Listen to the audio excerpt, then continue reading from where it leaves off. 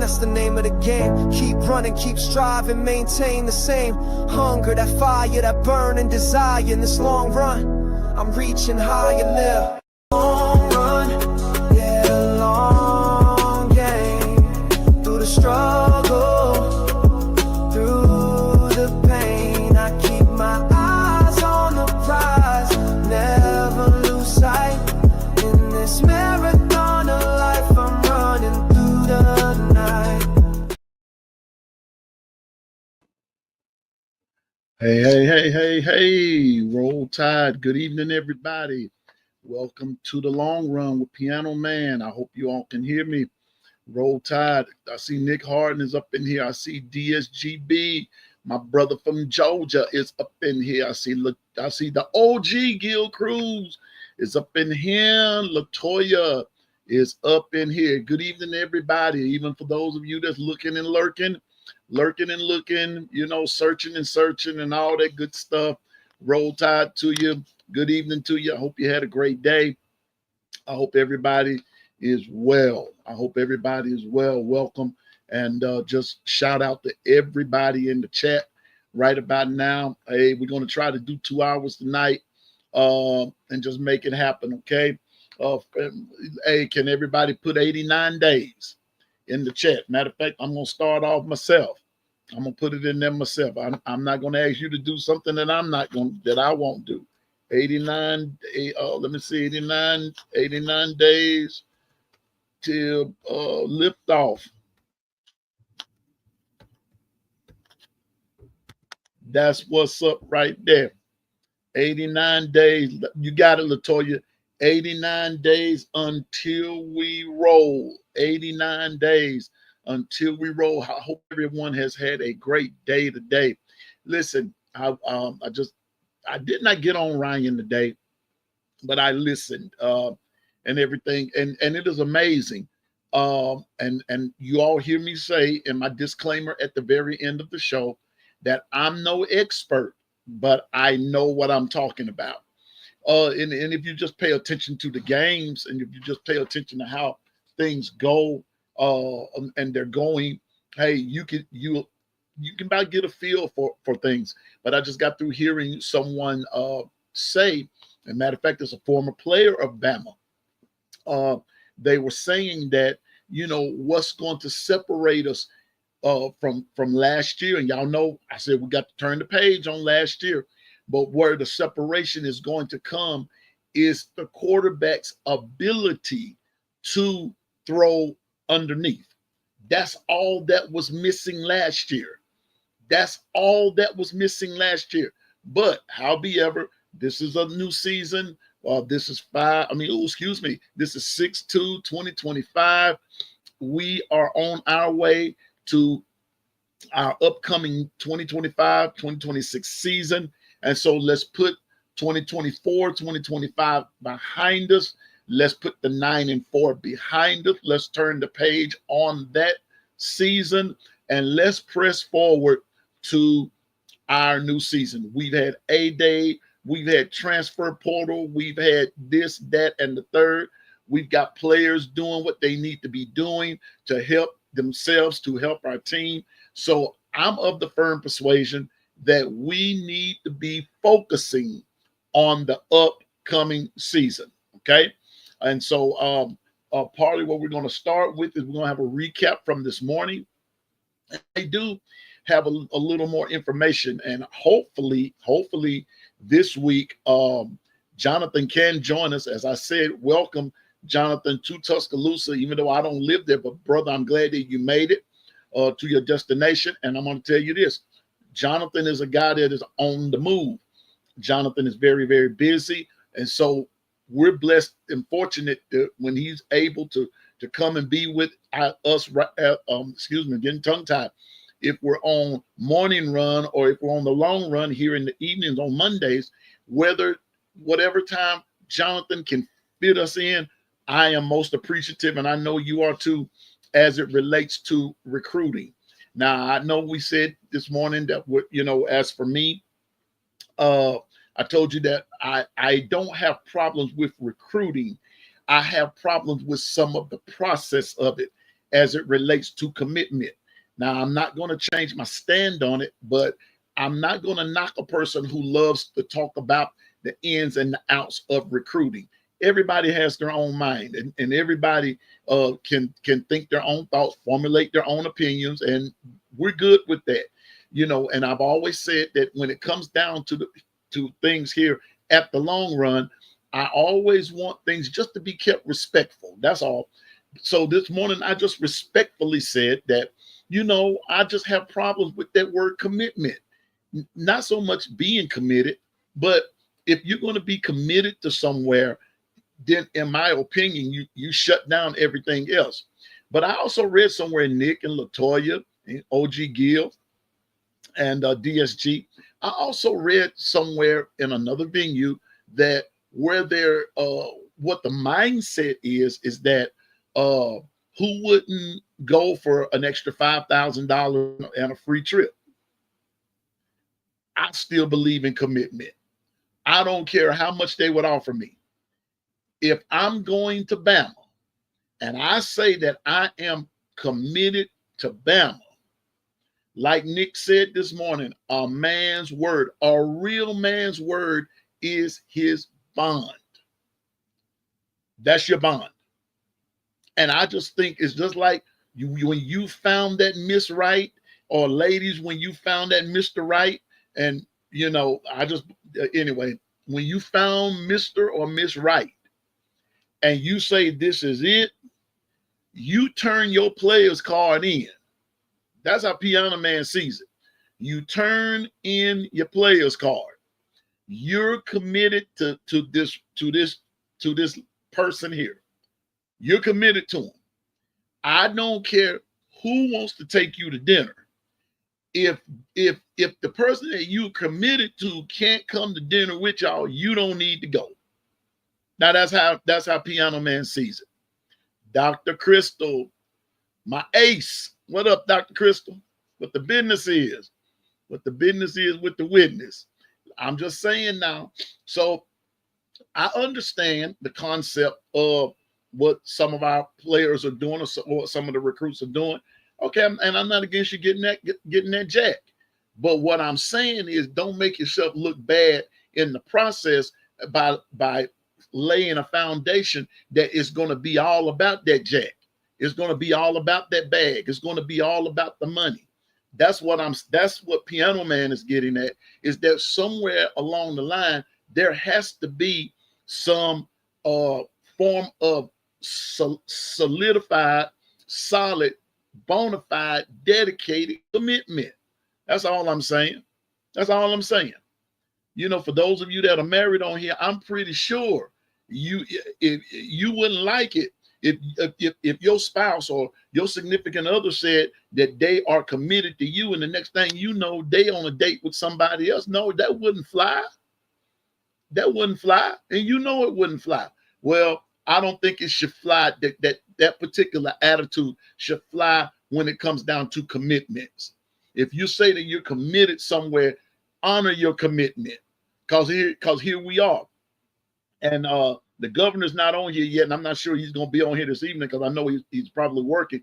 But I don't think he would mind me repeating him. And even Carla has even said it a couple of times. What is there to really get excited about? There she is. Speaking of Carla, there she is right there. What's up, Carla? Our administrative assistant. The one thing about it, what is there to get excited about when you know that at any moment, this dude, you come to your team and they can just flip, say, I'm not going to play this year and everything, and I'm going to enter the portal. Even though they're not actively in the portal and everything. See, I'm preaching already, and I didn't mean to, but I'm just telling y'all, I just have a problem with that. Hey, Carla, good to see you. Roll Tide.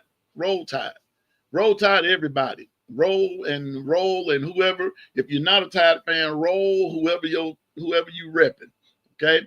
Roll Tide. But Roll Tide for us, and everybody else, you just go. You just go. But what I'm saying is, it is what it is, y'all. I know I'm just hitting at the air and all that kind of stuff. But I'm just saying now, I think that that's where we are. I recapping from this morning. Nick Saban, Coach Nick Saban, in his wisdom, told us that this era was coming. It was coming to this, and this is where we're going to have. This is what we're going to be. There's my man Zach. Listen, y'all. Listen. And there's a baby brother. There go G baby. What's up? Yeah, we him. I need everybody. If you're not busy, or at some point or another, if you want to go off and I want everybody to subscribe to Zach Picture Gaming. I want his numbers to come up. I want my brother's numbers to come up. Roll Tide, Zach. Roll Tide. I want his numbers to come up. So let's subscribe to Zach Picture Gaming. Listen, people did that for me. I'm going to return the favor. And so I need you to go and subscribe to Zach Picture Gaming. And while you're at it, hit that like button. You ain't got to like me. Please just like the show. Please just like the show. You know what I'm saying? What's up, G baby? Good to see you. Good to see you. And I'm pretty sure everybody on here has subscribed to the channel. If you haven't, subscribe to my channel while you're at it. Matter of fact, if you've never subscribed to any of our channels, subscribe to KB and Coach Sean at just JMHO and Sharpshooters and just a lot of them out there. Subscribe. Help brothers and sisters out. Help them out. Even Tez, even though he's Auburn. Can't believe I said that. And Water Cooler, I can't believe that they pushing Auburn. But it's all about support, y'all. Let's support one another. You know, you ain't got to be that's not going to you're not going to be a fair weather fan if you just go, hold on a minute, got to do something. If you are, I got to do something here. If you're going to, if you just subscribe and helping them out, that doesn't make you a fair weather fan, but you subscribe to who you want to and everything. But I'm just asking you for Zach Picture Gaming. I'm just asking you, please subscribe to his channel. That's my brother, and he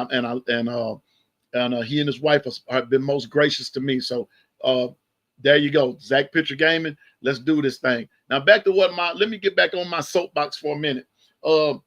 That's what we were recapping this morning, because Lord knows I was going to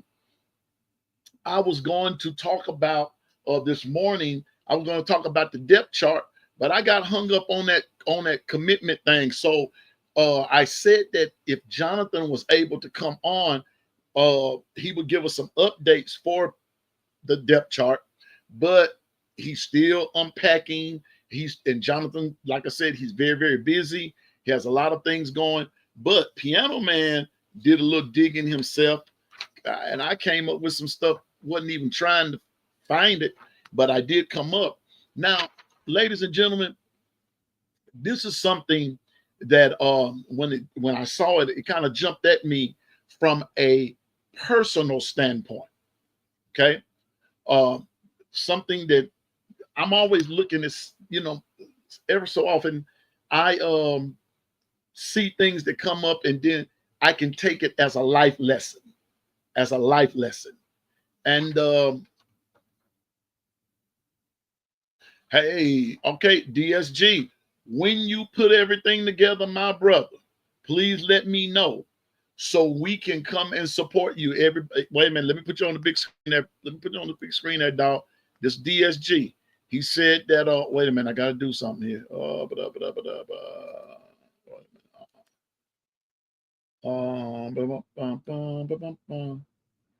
He said, he is, hey everybody, Piano Man, I got my podcasting equipment. Hope everyone is well. Bruh, when you start your podcast, I'm going to need everybody. First of all, I'm going to need you to let me know so I can let everybody know, and we can come and support you. Listen, I'm going to support my brothers. I'm going to support my sisters. I'm going to support them. And I want people, if you're going to be attached to me and everything, okay, got a channel already? Put it in the chat, sir. Put it in the chat. All we need to know is your schedule. Now look here, DSG. Now you better let them Georgia fans know it's some tired folks coming over, and we ain't delusional.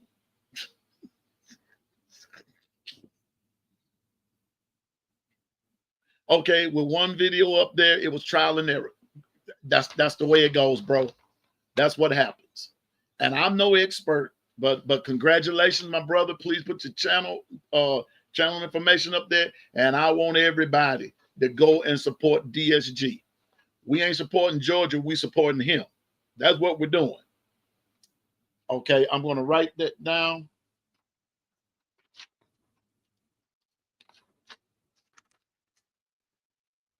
DSG BA4, okay? DSG B84. I got you.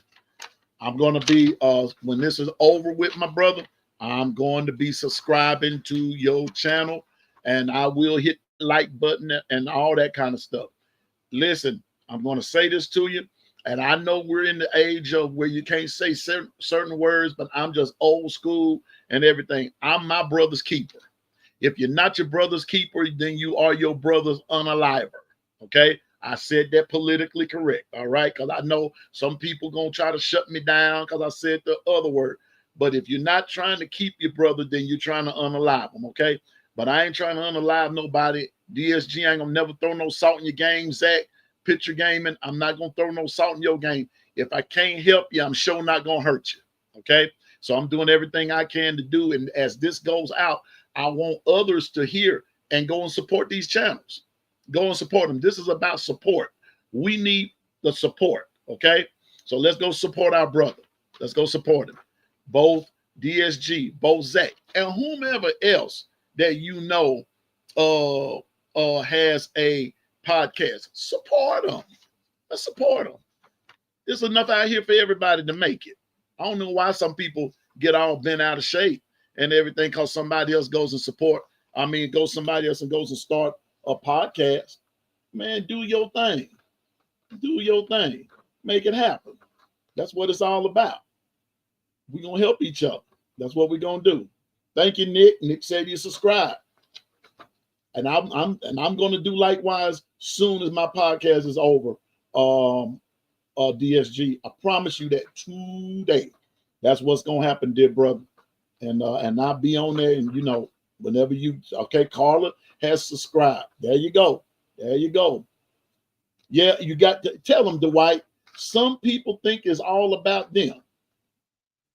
Ain't got eye water to cry with, ain't got a pot nor a window. That's what I'm talking about. So big ups to my producer, Dwight. Good to see you, big brother. But here we go. We were talking about recruiting this morning just a little bit, and my little disdain with this thing called commitment and so forth, and loyalty and this, that, and the third and everything. And I pulled up some information, but I said that this was a life lesson for me. And it might seem unimportant to you, but it's important to me. This is the class of 2026 SEC football recruiting rankings. These teams are recruiting, as we know, for 2026.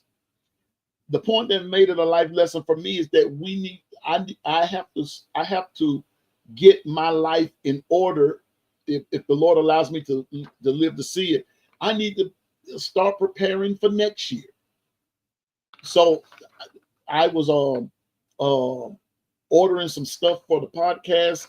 I've got some more stuff coming. Hopefully the mic system will be working within the next couple of days and everything. But it's all about preparation. And these recruiting visits are about preparation for the future. Not necessarily for right now, but you have to plan what you want in the projection or the trajectory that you want your life to go, or you want your program to go, or your church, or your school, or whatever. You have to start now. And so, thank y'all for the shout outs and everything. And thank you for subscribing to Zach and to DSG. And you know, if you want to hit the like, you can just hit it and everything, and we appreciate it. We will appreciate it. But as of right now, and I'm gonna take the time to read it. Like I said, this is a part of the recap from this morning.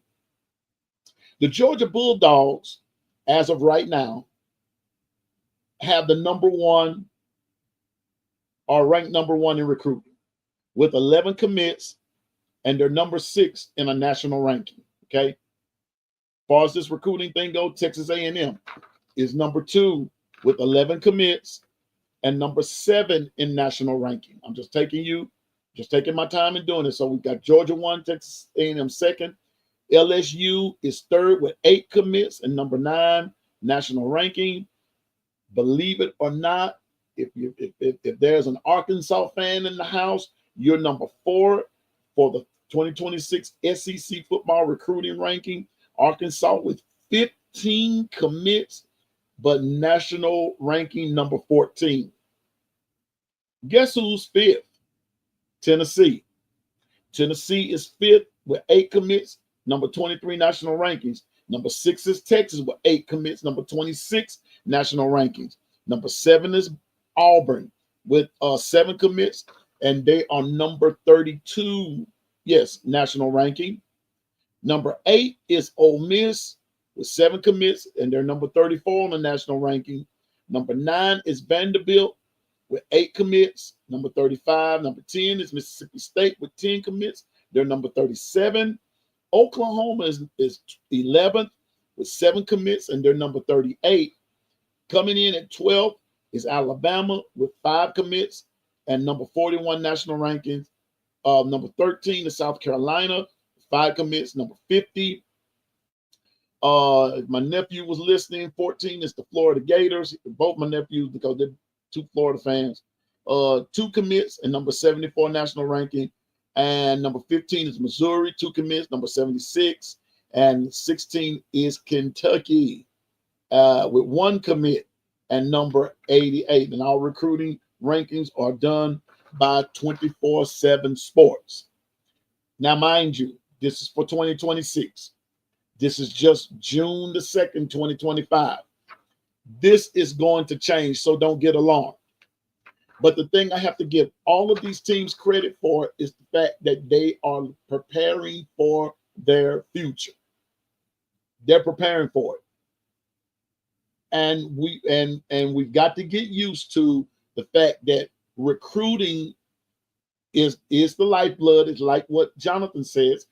Recruiting is the lifeblood for the continuance or for the success of your team or your school. I want to say something to you, ladies and gents. I'm of the firm persuasion that our team with Bama, with Courtney Morgan and other coaches that are helping in recruiting are doing a fantastic job in doing what needs to be done to bring recruits in. But I don't want anybody to get discouraged by, first of all, number 12 in the rank and a national ranking of 41. It's like what I told you all this morning. I'm going to say it again. Here's a recap. The reason that Alabama is not, like I told y'all, there was a school that had 50 commits, 50 of them. And there was another in their 30s and some in their 40s and this, that, and the third.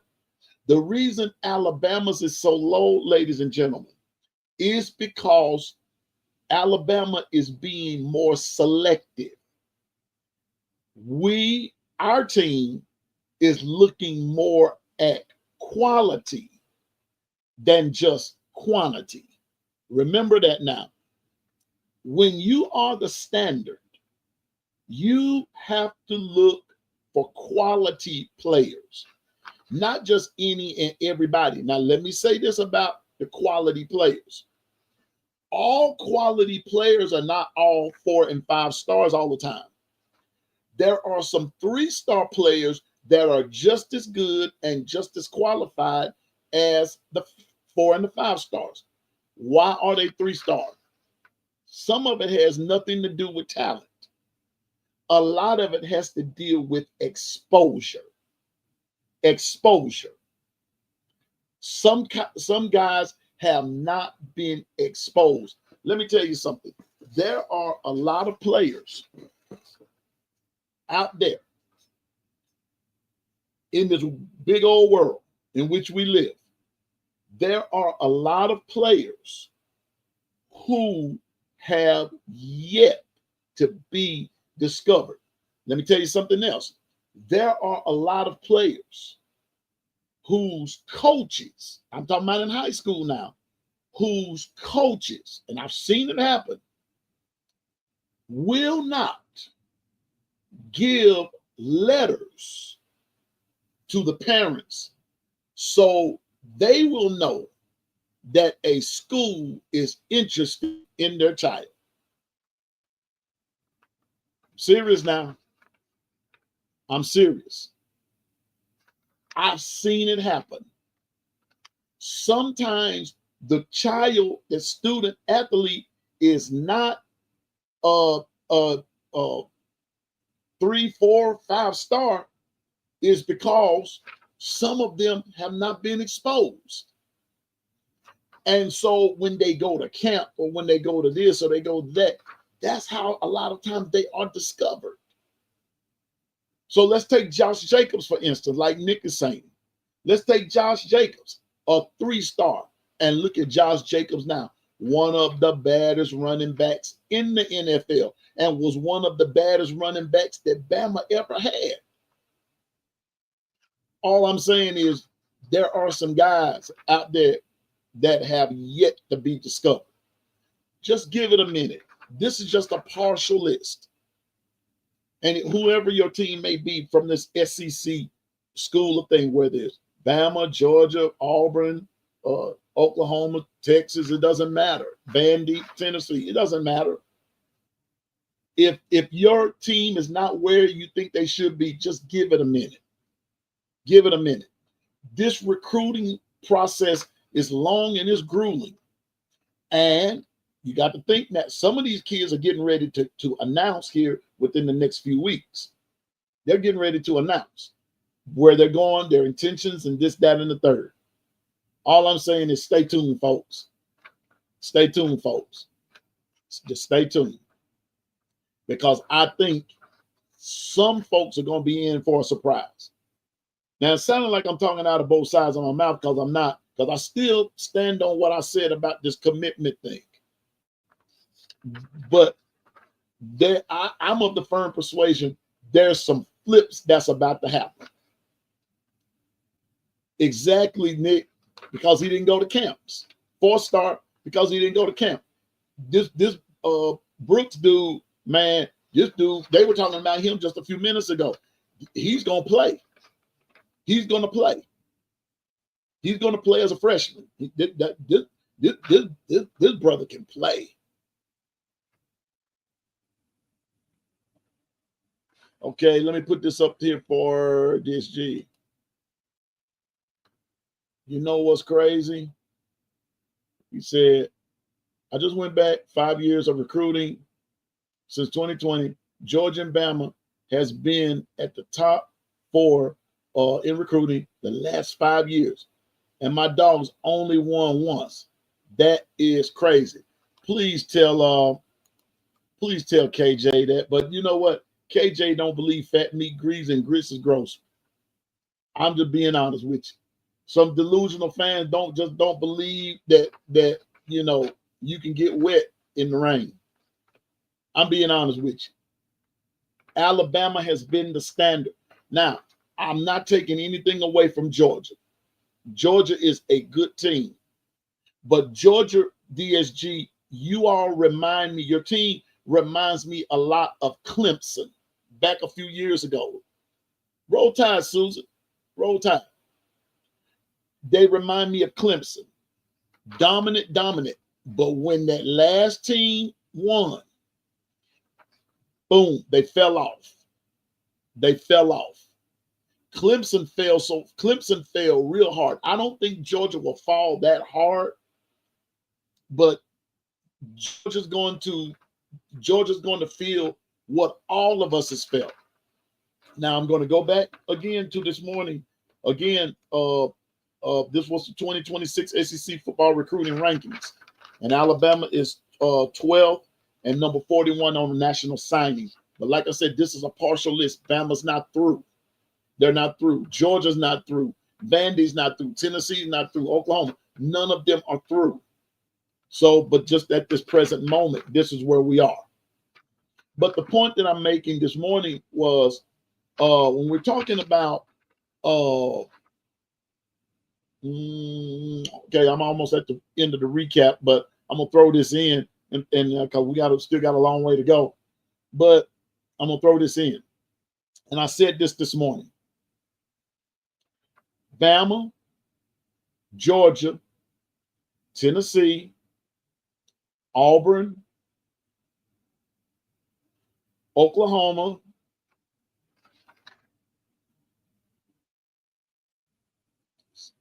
let's see, Bama, Georgia. Let me go back over it again. It's Alabama, Georgia, Auburn, Tennessee, Oklahoma, Texas. Yes. 6 squads have new starting quarterbacks. Some people say we can't count Arch Manning. Yes, I can. Arch Manning did not start last year. Gunnar Stockman only started at the end because of injury to Carson Beck, but he was not a starter. New starting quarterbacks for 6 of the 16 teams. Oh, I believe too, somebody please correct me. One of you can find it right quick. Doesn't Missouri have a new quarterback? Or did he come back? Did Missouri's quarterback come back? I just thought about it. Oh, Ole Miss. Over half the league, over half of the SEC. If Missouri has a new starting quarterback, a new starting quarterback, over half of the SEC is dealing with new quarterbacks. I'm gonna go back over it again. Georgia, Texas, Auburn, Ole Miss, Oklahoma, Alabama, Missouri.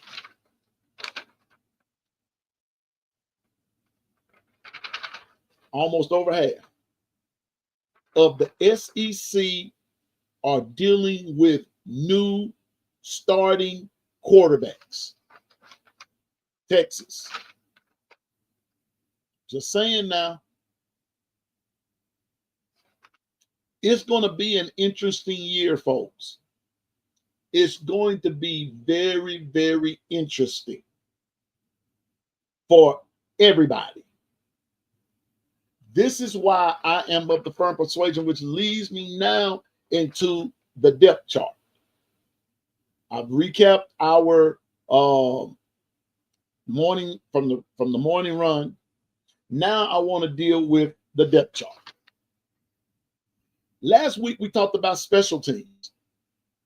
We talked about special teams. We talked about the importance of the special teams. Let me pull out what I need right here. And I'm going right here because we got quite a few things we're going to talk about this evening. But let me get back on the special teams right quick.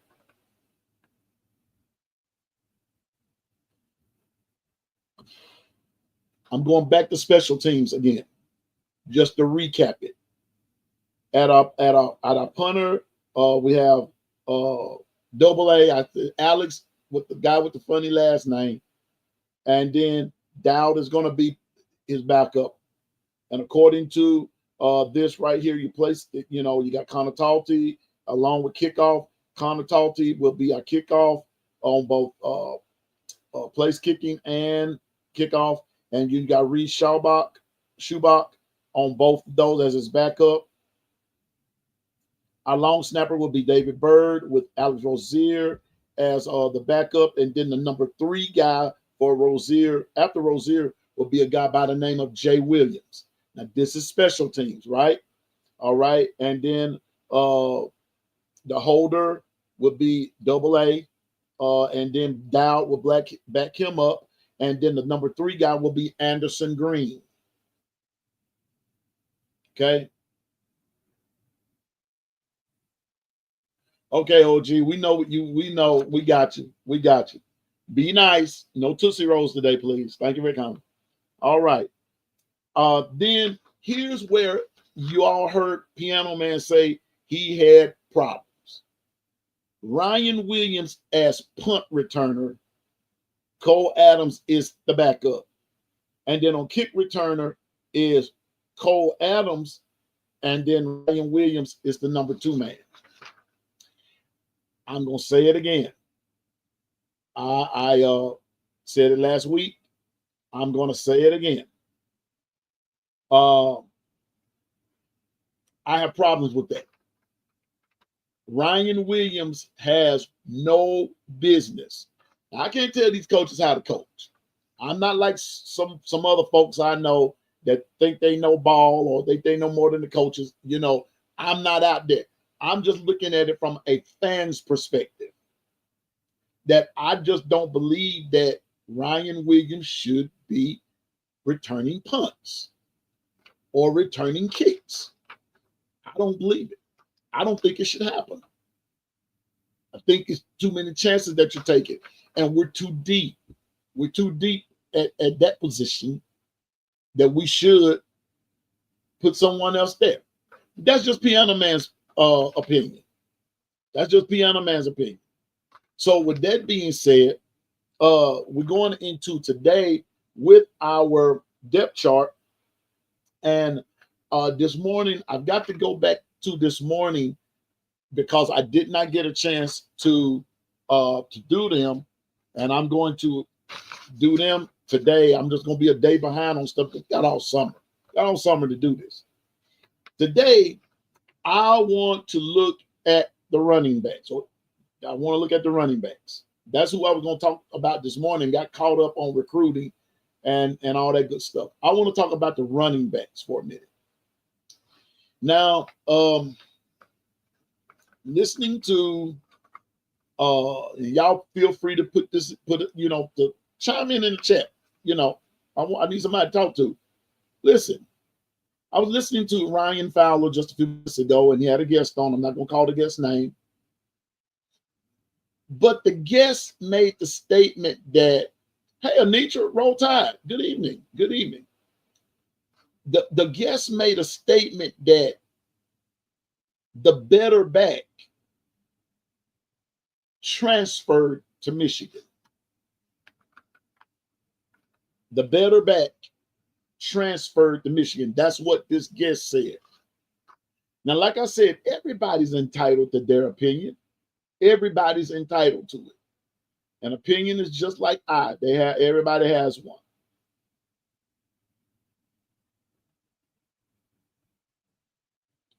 But I was blown away when this guest said that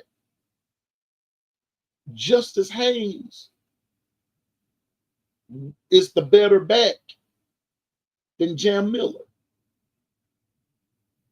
Now, for those of you that have watched Alabama football and everything, I just want your opinion of that. Who would you prefer? And let's take our biases out of it. Just looking at the fact of the running backs, who would you prefer? Justice or Jam? I want to see, put in the chat. Right quick. Who would you prefer? Who did you, Justice or Jam? Anitra, you getting this mighty big welcome, sister. Good to see you. Roll Tide. Jam. Carla says Jam. Susan says Jam. DSG said Jam. I'm not sure what this guest was looking at. Respectfully, I got you. Nick even said jam. We were all, even when we were watching the Tide play last year, here we go, bringing up last year again. Even when we were watching the Tide play last year, all of us basically said the same thing about Justice Haynes. It's like he didn't run with any authority, not on a consistent basis. Not on a consistent basis, he didn't. But whatever this brother saw in Justice Haynes, he said he's going to thrive in Michigan. Maybe, maybe not. We'll see. We'll see. I love the fact, off the subject just a little bit, I love the fact of how you all are communicating, just fellowshipping with each other in the chat. That's good stuff. I love it. I love it. Let's keep it. Let's keep it up, man. You know what? The world is filled with so much folk that we can't get along. We can get along. You know, we can get along.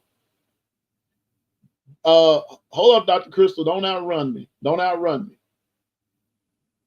But this guest also said he preferred Richard Young over. No. Let me repeat it how he put it.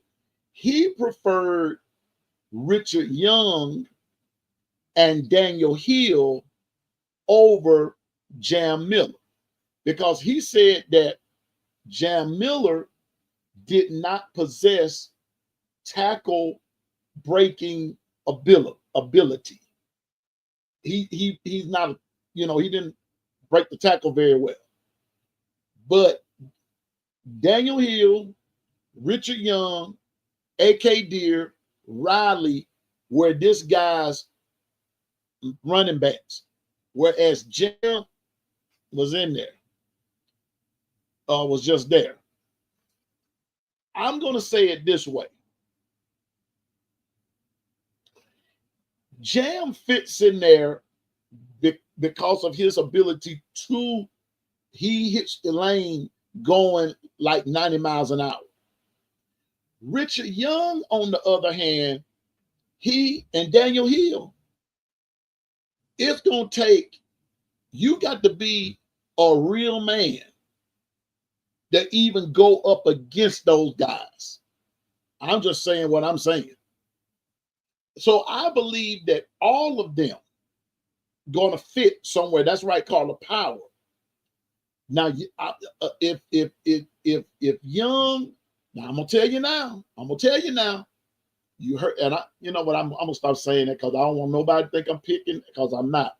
You heard it here.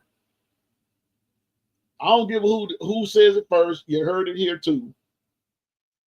If Richard Young gets in there and do what I think he can do, Jam might spend a lot of his time coming in behind Richard. I'm just saying. And Daniel Hill is no joke. Now, the one thing that this caller did say about Daniel Hill, that Daniel Hill reminds him of Eddie Lacy. And everybody know, oh gosh, here we go, Dr. Crystal. Everybody knows what Eddie Lacy was all about. Everybody knows.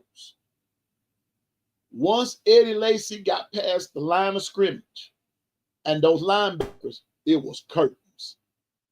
That big boy was rolling. He was rolling. He was coming on down the hatch. And I believe that's what we're about to see. So we're looking at the depth chart of the running backs, and I think we can get to the receivers right quick. Jam Miller, he's a senior, and we know Jam was a starter from last year. But here's this. Just look at let's put it like this. Watch these backup singers. Here we go. Got Richard Young, Draylon Washington. But by the way, he is a redshirt senior. I think we're going to see him in certain spots. Daniel Hill, who's a sophomore, Kevin Riley, a redshirt freshman, and A.K. Deere, who is a bona fide freshman. And I'm gonna tell you something else that this guest made a statement and said too. He said, and I quote, A.K. Deere may get in there and have a freshman breakout back there in that backfield like Ryan Williams did on the wide out last year. Now that's what came from this caller. And this caller is a former player. He's a former running back.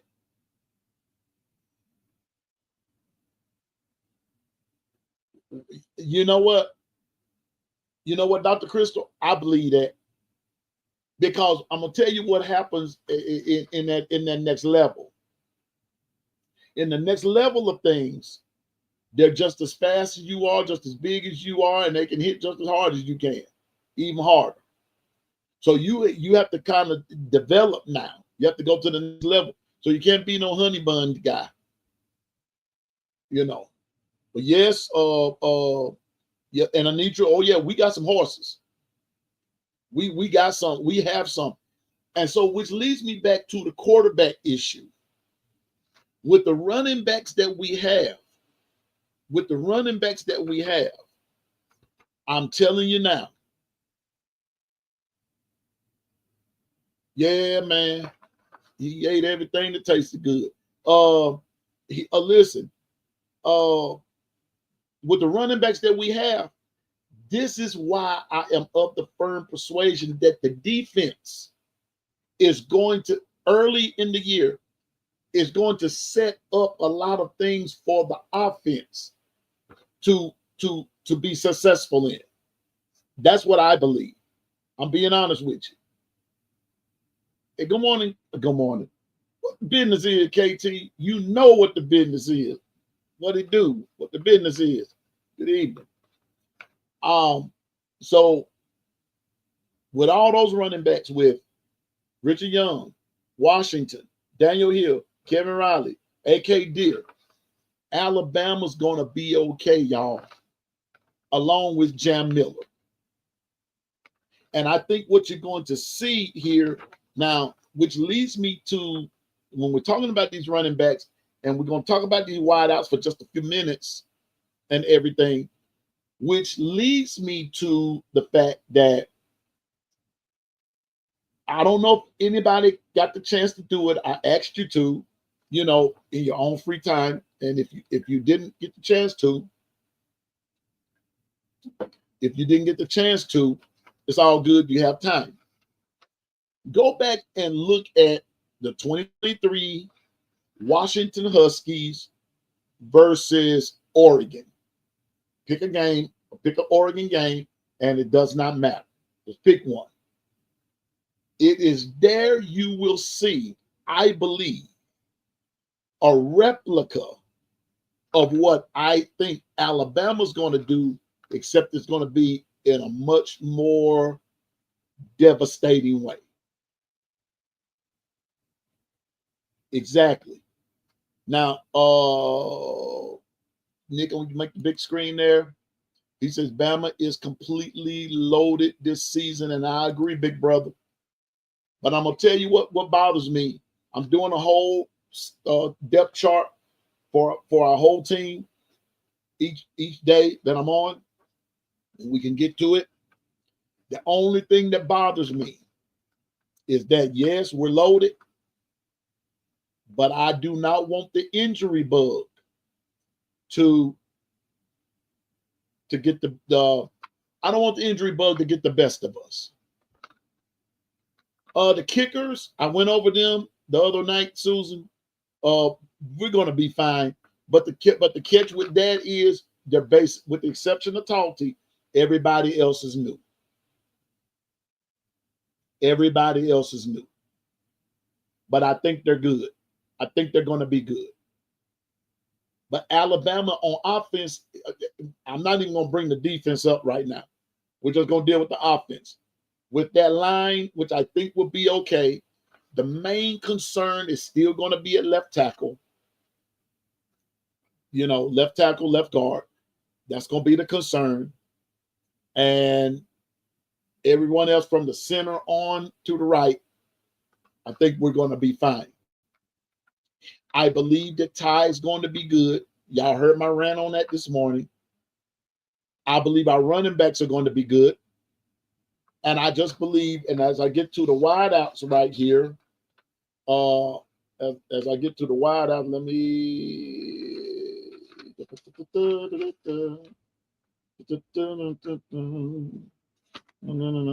Here we go. As I get to the wideouts, now here's our depth chart. As starters, let me do the other one because I like this one better. Since we're going to talk about wideouts right quick, at the X, we're going to have Isaiah Horton, and according to this particular depth chart, Jalen Hale could be there. Like I said, according to what I'm reading, Jalen Hale, he'll be the number 2 behind Isaiah Horton. Now, we all know that these things can be interchangeable. They can be interchangeable. But at the Z, Jerm Bernard, and now I want y'all to hear me now. What the projection is on this is Mbakwe, then Rico Scott. Not so. Mbakwe will. I don't see Mbakwe being the number 2 over Rico Scott. I don't see that. I don't see that. I don't see it. Exactly, Carl. Now we have enough to change up as needed. We're loaded with talent in that wide receiver room. But I'm telling you right here, I don't see Jalen Mbakwe being the number 2 to Jerm Bernard. I don't see it. And then at the 8, you know, you got Ryan Williams. I don't see that either. You know, this is just something I believe that they've thrown together. I don't see it, but anyway, but here's what it is. You know, with the position, you got Ryan Williams, then Cole Adams, Losier Bricks, and then Bubba Hampton. Not so. Not so. I don't see Cole Adams over Brooks. No. This particular depth chart is from a place called Our Lads, who, you know, they get it from different places. And I think what they do, they take the AI stuff and formulate a thing and put it all together. And I just said, no.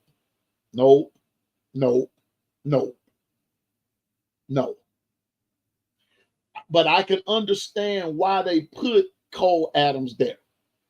Because it goes back to this who's been there the longest thing.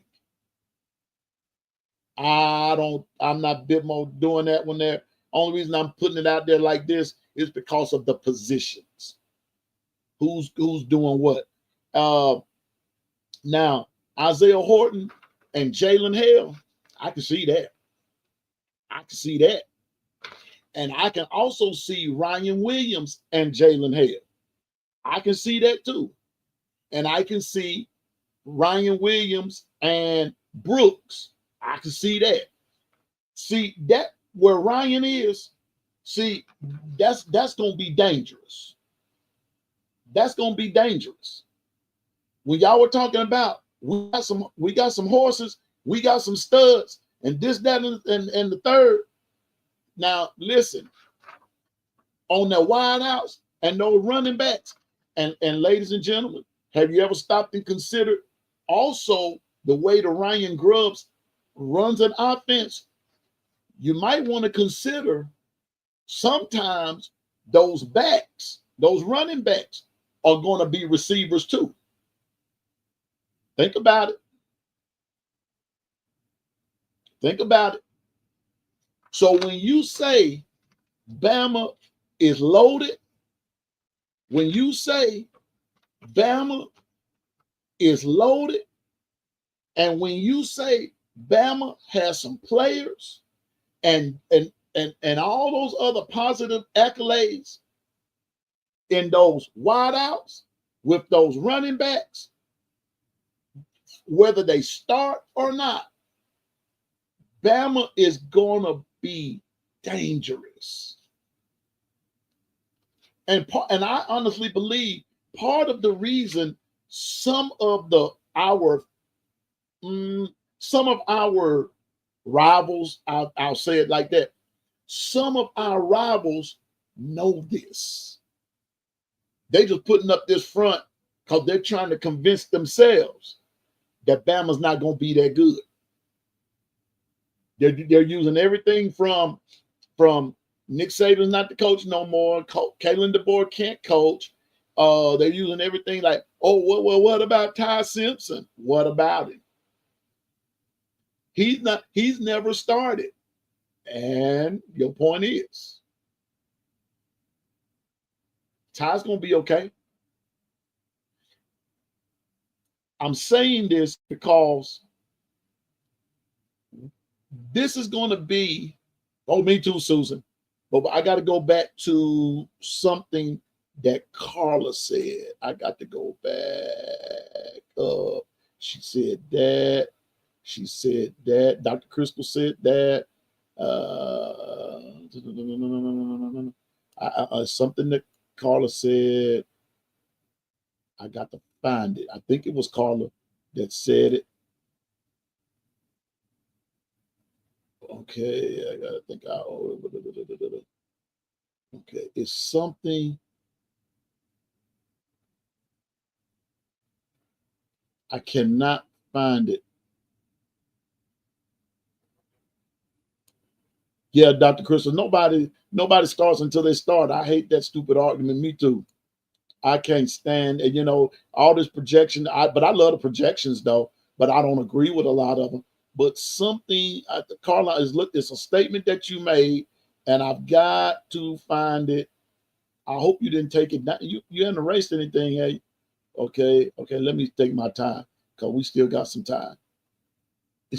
Dr. Crystal said I was right. He was on that Zion diet. Yeah, he was on that diet. If it tastes good, eat it. But you also got to be on that diet. If it tastes good, spit it out. That's what Charles Barkley said. You got to. It's something that Carla said. Okay, Nick said Bama's completely loaded this season, and then Susan asked about the kickers, and KT comes in, and Dr. Crystal tells Nick, you're right, no excuses. Here it is. That's what I was looking for. Might be one of those years again. That's the statement that I was looking for. I don't know about y'all, and I'm with Susan. I'm so ready for this. I'm so ready for this season to start. But I know we got a ways to go. We got 89 more days, folks. 89 more days, and we're going to see what this is going to be all about. But ladies and gentlemen, this has the feel like Carla's saying, one of those years, and the reason that she's saying one of those years, because we've had quite a few of them. It's hard to pinpoint what year you talking about. I'm just saying. I like that statement, Carla. I like that statement. I love it.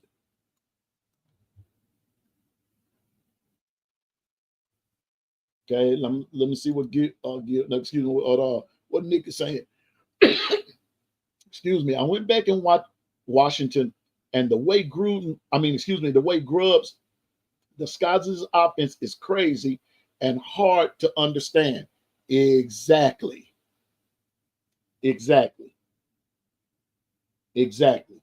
That's why I said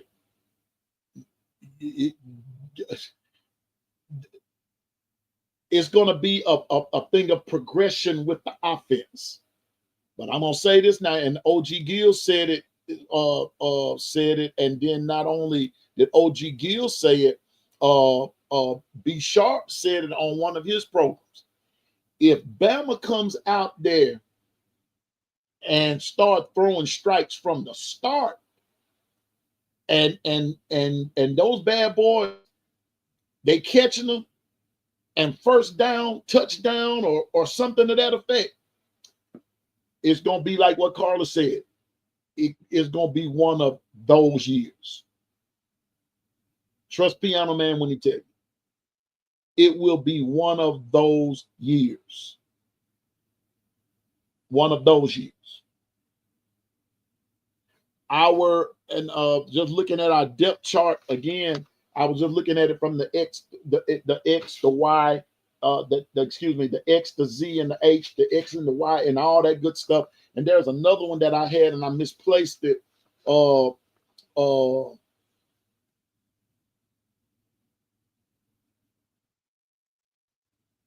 Yeah, nah, don't change it. I'm glad you didn't. I'm glad you didn't change it. Because you see, when you dealing with when you're talking like that, see, when we say one of those years, see, people automatically think we're talking about 2020. That's not necessarily true. Bama has had some years where it was total domination from way back. So I'm just saying. So I love your statement, and that's why I'm so thankful that you did not change it, because one of those years. See, people I want some of our haters to understand that Bama ain't just started winning championships. This been going on. This been happening, and the church said, "Amen." That's why we the standard. That's why we the standard. Sure, we ain't won in a while, but guess what? They ain't either. Ah! I don't know what Tennessee talking about, hadn't won since Hush was a puppy. I'm just saying. But when you go and you look at wide receiver, but here we go. There's the governor. We understand, Governor, you got work to do. Oh, okay. Thank you, Susan. Thank you, Administrative Assistant, for that announcement. But back to the wide receivers, they're saying Ryan, Germ, and Isaiah will, according to Roll Tide Wire. Now, Susan, now this is coming basically from campus here. Roll Tide Wire. Ryan, Germ, Isaiah will be the starters. Okay, they'll be the starters. We kind of figured that.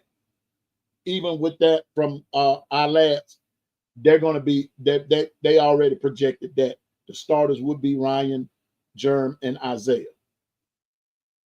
Now, someone said that Brooks would be the sleeper. I'm inclined to agree. Brooks will be the sleeper. Brooks will be the sleeper. But our backups are Jalen Hale, Cole Adams, Rico Scott, Bubba Hampton, Derek Meadows. That's another dude we better watch out for. Derek Meadows and Brooks. Y'all, let me tell you something. And let me go back through this again. I want to go back through something. Watch this. Ryan Williams is a sophomore. Jerm Bernard is a senior. Watch this. Isaiah Horton is a red shirt junior. Okay. But we're going to see how this goes, after the year's up. But remember that right there. Ryan is a sophomore. Jerm is a senior. And Isaiah Horton is a red shirt junior. Okay. Yeah. That's okay, Gil. Yeah. Brooks is your sleeper. Gotcha. Now watch this. Jalen Hale, a red shirt sophomore. Cole Adams, a red shirt sophomore. Rico Scott, a red shirt freshman. Bubba Hampton, a red shirt freshman. Derek Meadows, a freshman. LaSierre Brooks, freshman. Bama is loaded. And listen, and this is what Gil Cruz is saying. I didn't mean to call you by your whole name there, OG, but this is what Gil is saying. We must beware of the transfer portal. Beware of it. With a room like this, And the way that the transfer portal is set up, you got teams out there that will go crazy for just any of these guys. This is why I'm saying Bama is blessed. Bama is blessed with talent beyond measure. But this is the catch. But we got to have the right quarterback to make these guys shine. I'm just being honest with you. And I believe, and I'm going to go on record and say this. There's the general manager, the governor, the general manager, both COs, and the administrative assistant is here. The lookout man is here. The producer's here. 401k crew is in the house. But on paper, y'all, this is a lineup. This is some roster. This is some roster we have. I don't know about y'all, but I am excited about our offensive roster. I'm excited about it. I really am. I'm excited. I don't know about y'all. I'm excited. I'm very excited. I'm excited. I'm ready. 89 days. I'm going to go running and all that kind of stuff. I'm excited. I'm almost like a kid at Christmas time. I'm overcome with anticipation. I really am. So with all of that being said, that's what our offense is looking like. And I haven't been over the O-line yet, but you know what? I could do that.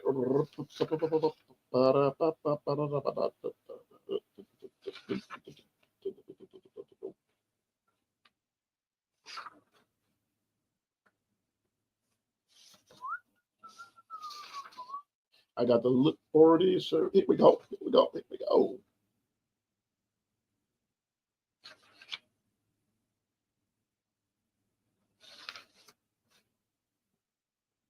Well, no.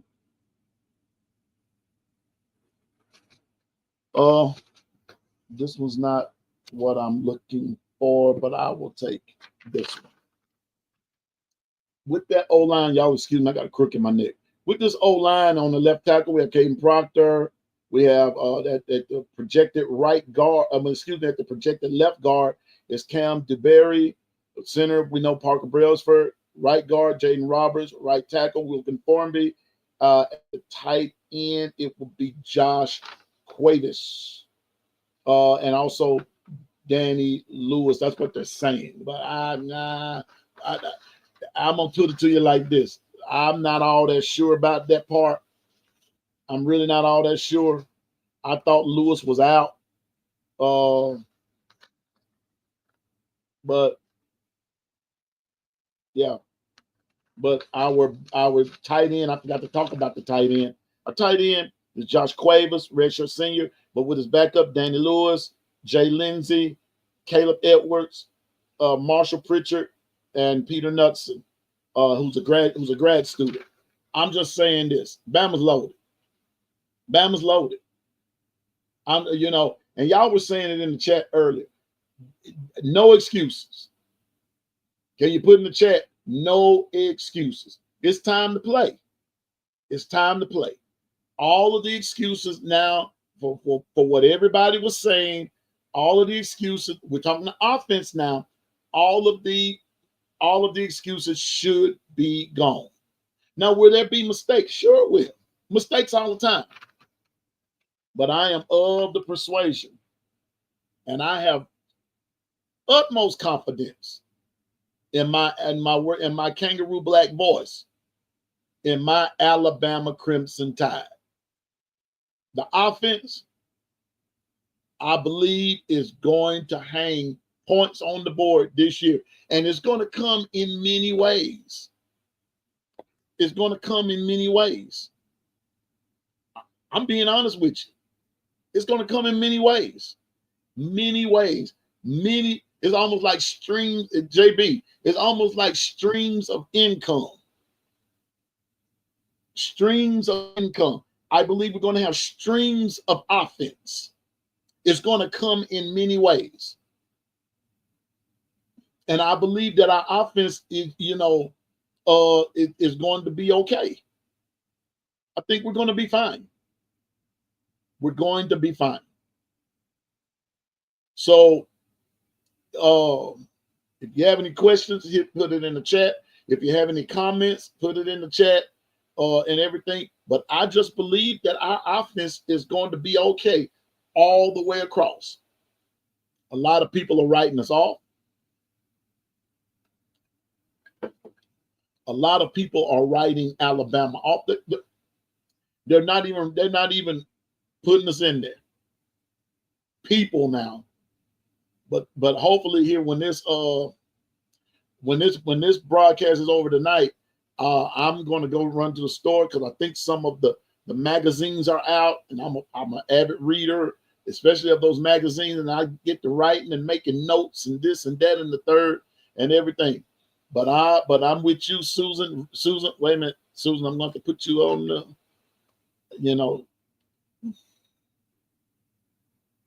wait a minute. I think what is it that Nick said Susan is right about? I'm about to show you.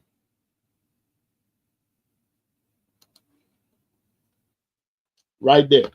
That part. I believe so. I believe so too, Susan. And you know what? And the way that the playoffs are set up and everything, I don't want no excuses for that. And then we got to play in and this and that and the third. I don't want to hear that.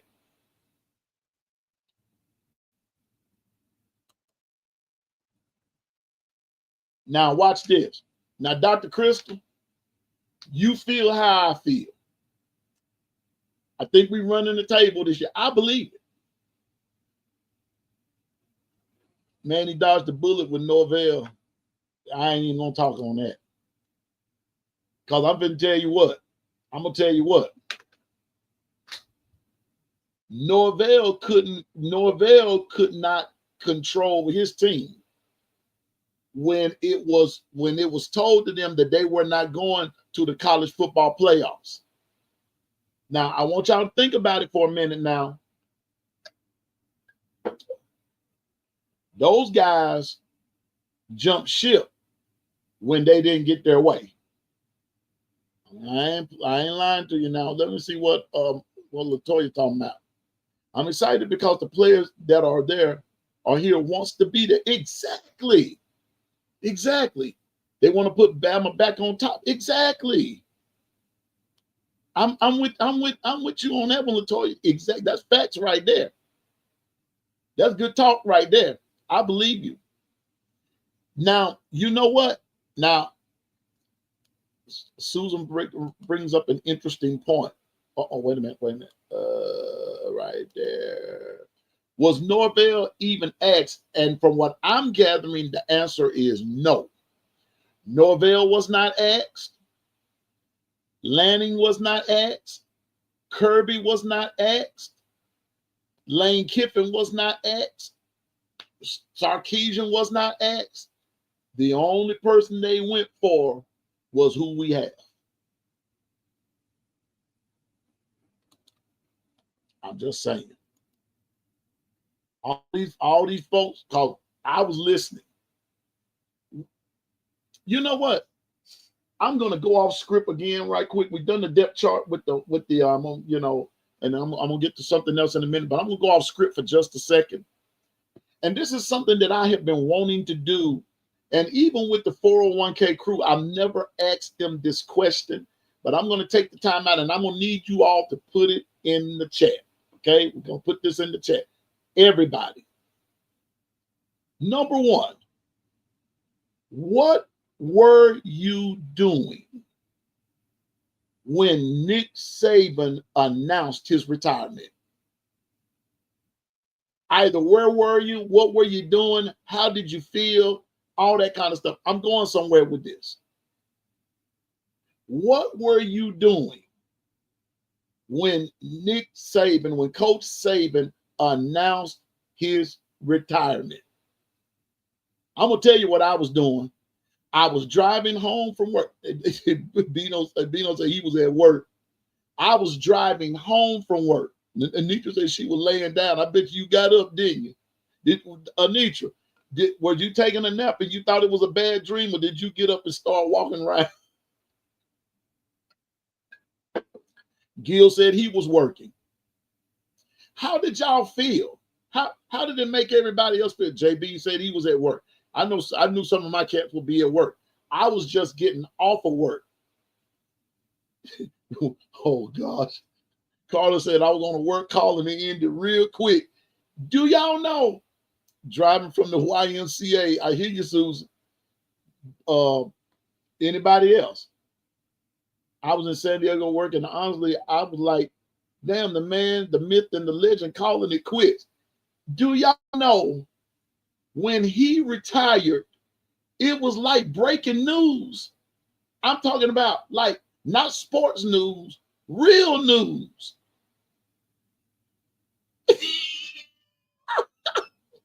Dr. Crystal, wait a minute. Wait a minute. Dr. Chris like me to laugh, but I could not hear you saying this in person. She said, I was seeing a patient that got lightheaded, but got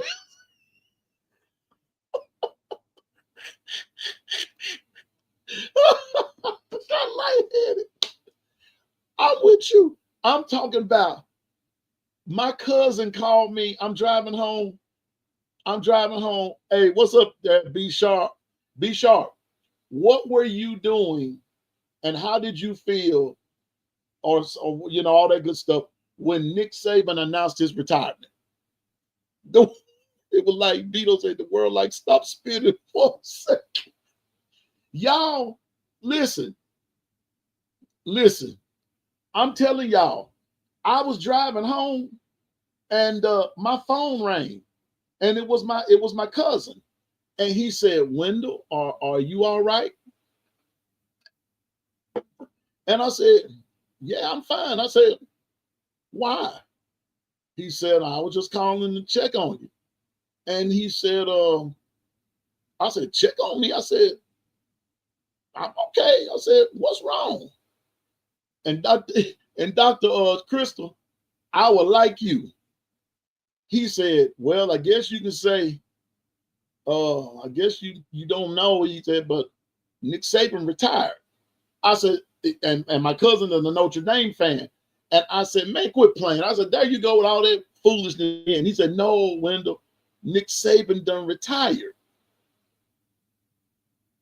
Y'all, it felt like somebody. And then another friend of mine who is a Bama fan texted my phone, and it came across my screen in the car. Hey, bro, the GOAT done retired. Now, Dr. Crystal said she got lightheaded. I felt like I ain't had no head at all. It was like my whole innermost being turned into a GPS system, and I just found my way home. My sister met me at the door, and she knew. I mean, I had so many phone calls, people just calling, checking on me because they knew how I felt about my Alabama Crimson Tide. Latoya, I went in my room, and when I asked y'all how y'all was feeling, I'm about to tell y'all how I was feeling. I went into a depression. I did. I went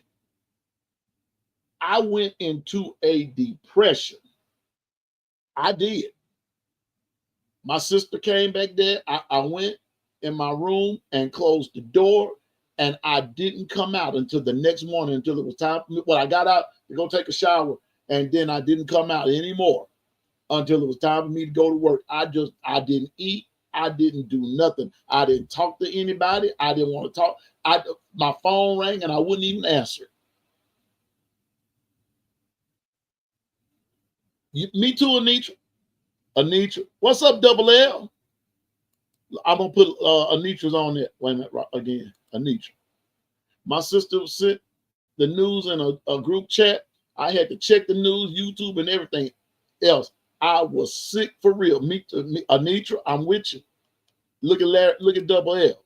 Sick. I was sick. Oh, Anitra, here you go. Yes, ma'am. Yeah, that part.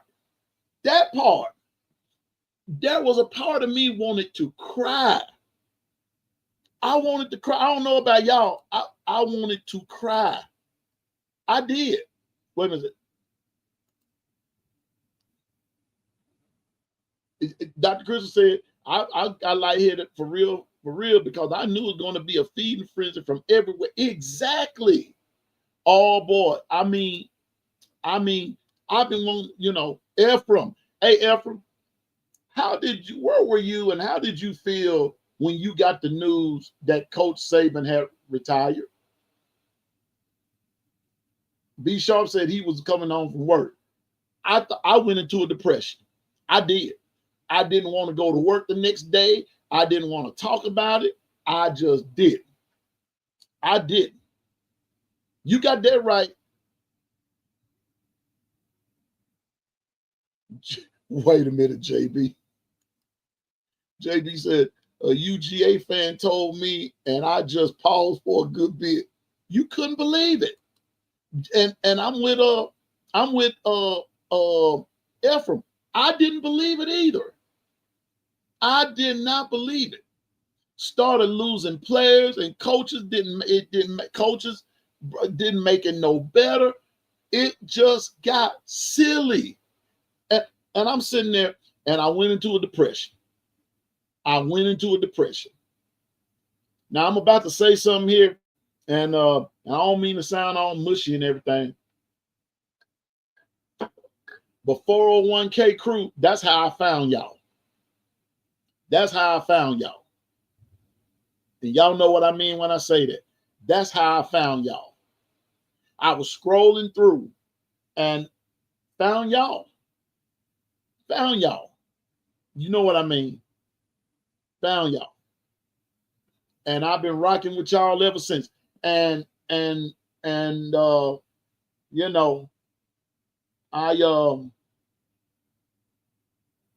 and when they said, when Greg Burns said, you know what, Dr. Crystal, before I say what I'm about to say, I got to put that up there. I was like, Bond did this. And do you know that's what got out? That there was a talk, the talk that happened, that happened between Coach Saban and Isaiah Bond. It was a conversation, and that show what was out. Yeah, I said it. I put it out there that's what people were saying. That's what people were saying.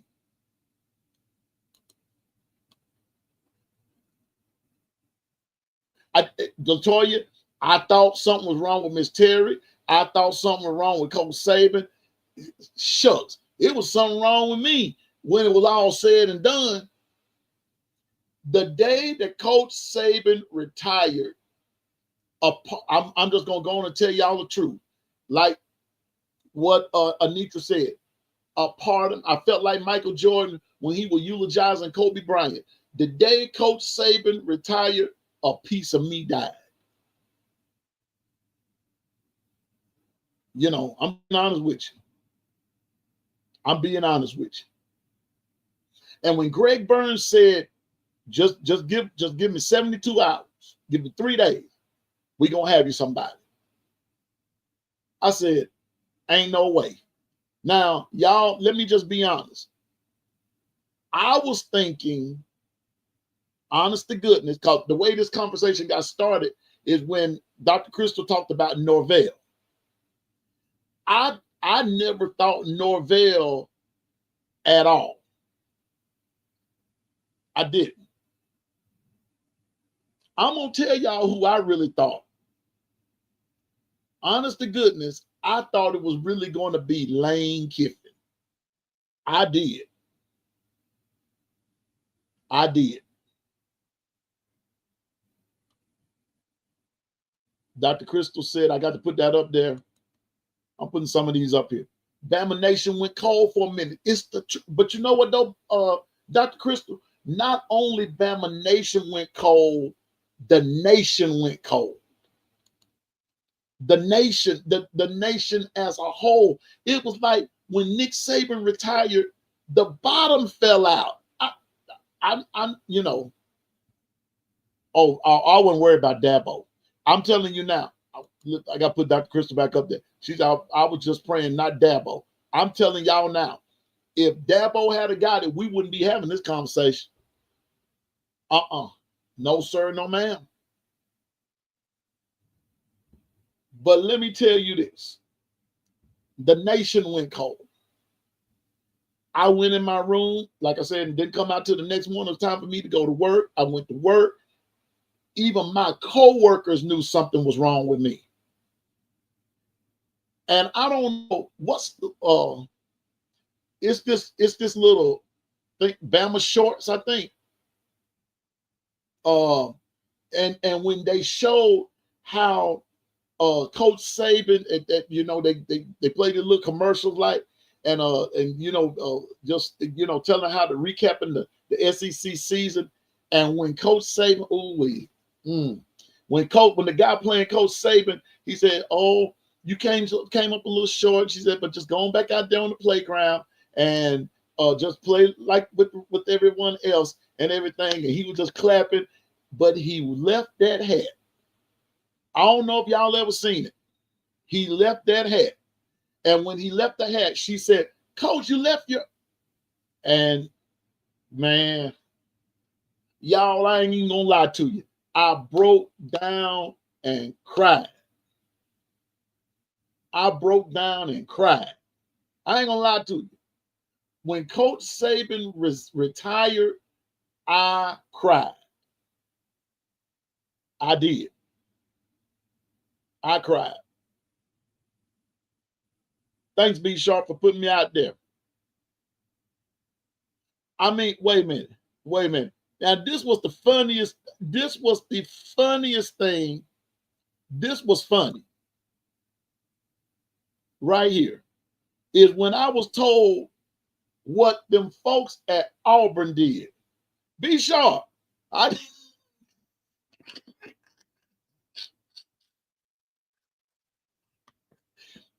Be sharp. You know what I need right about now, don't you? I need my boy.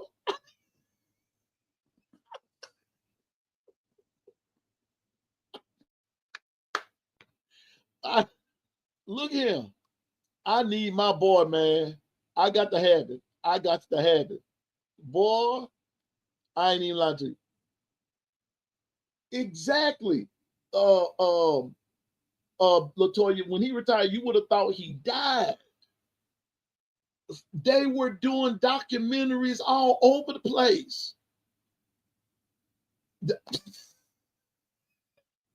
Crystal.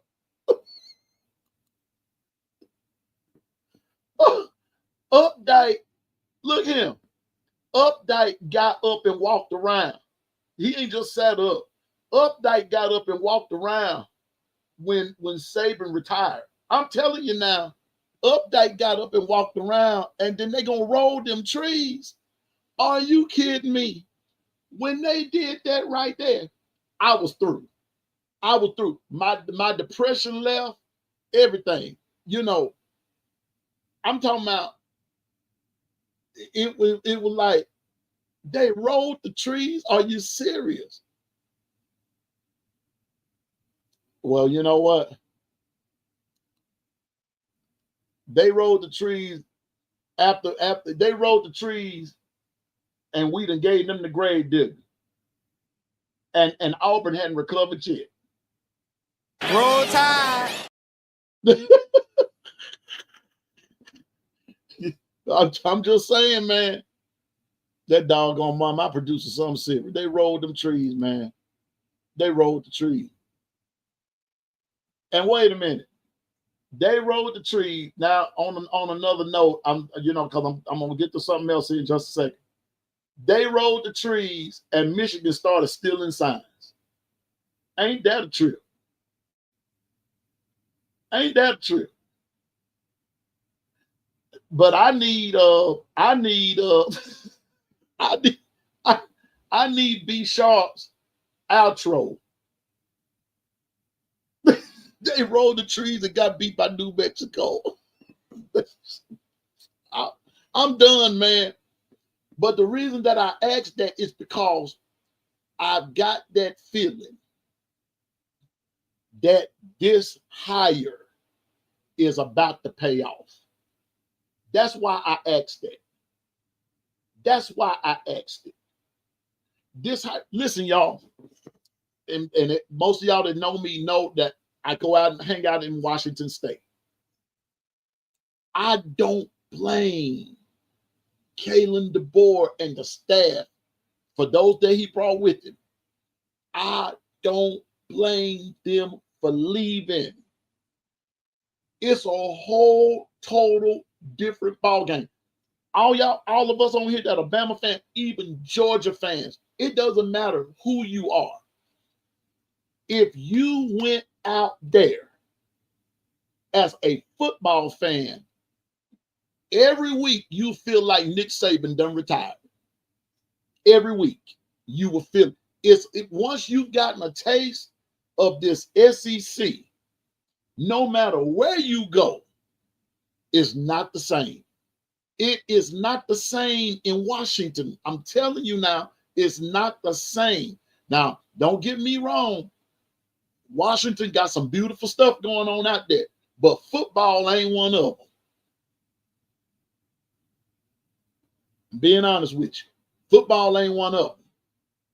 But the point that I'm making is I believe that we're going to go from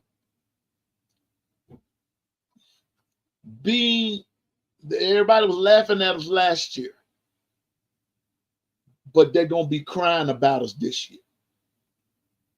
And I am too, Ephraim. I am saying I am happy for Coach Saban. He living his best life. How many guys go win an Emmy and you just retired? Ephraim, I hate to be the bad news, bro, but let me put it to you this way. They ain't all that excited about the Seahawks out there. Now, they go to the games, yeah. They go. They really do. They go. And those games be packed.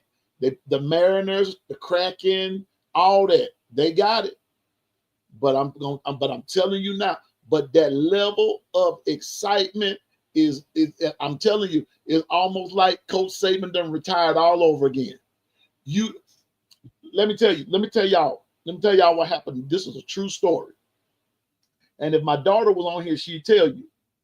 I went out there for Thanksgiving one year, and I purposed it in my heart.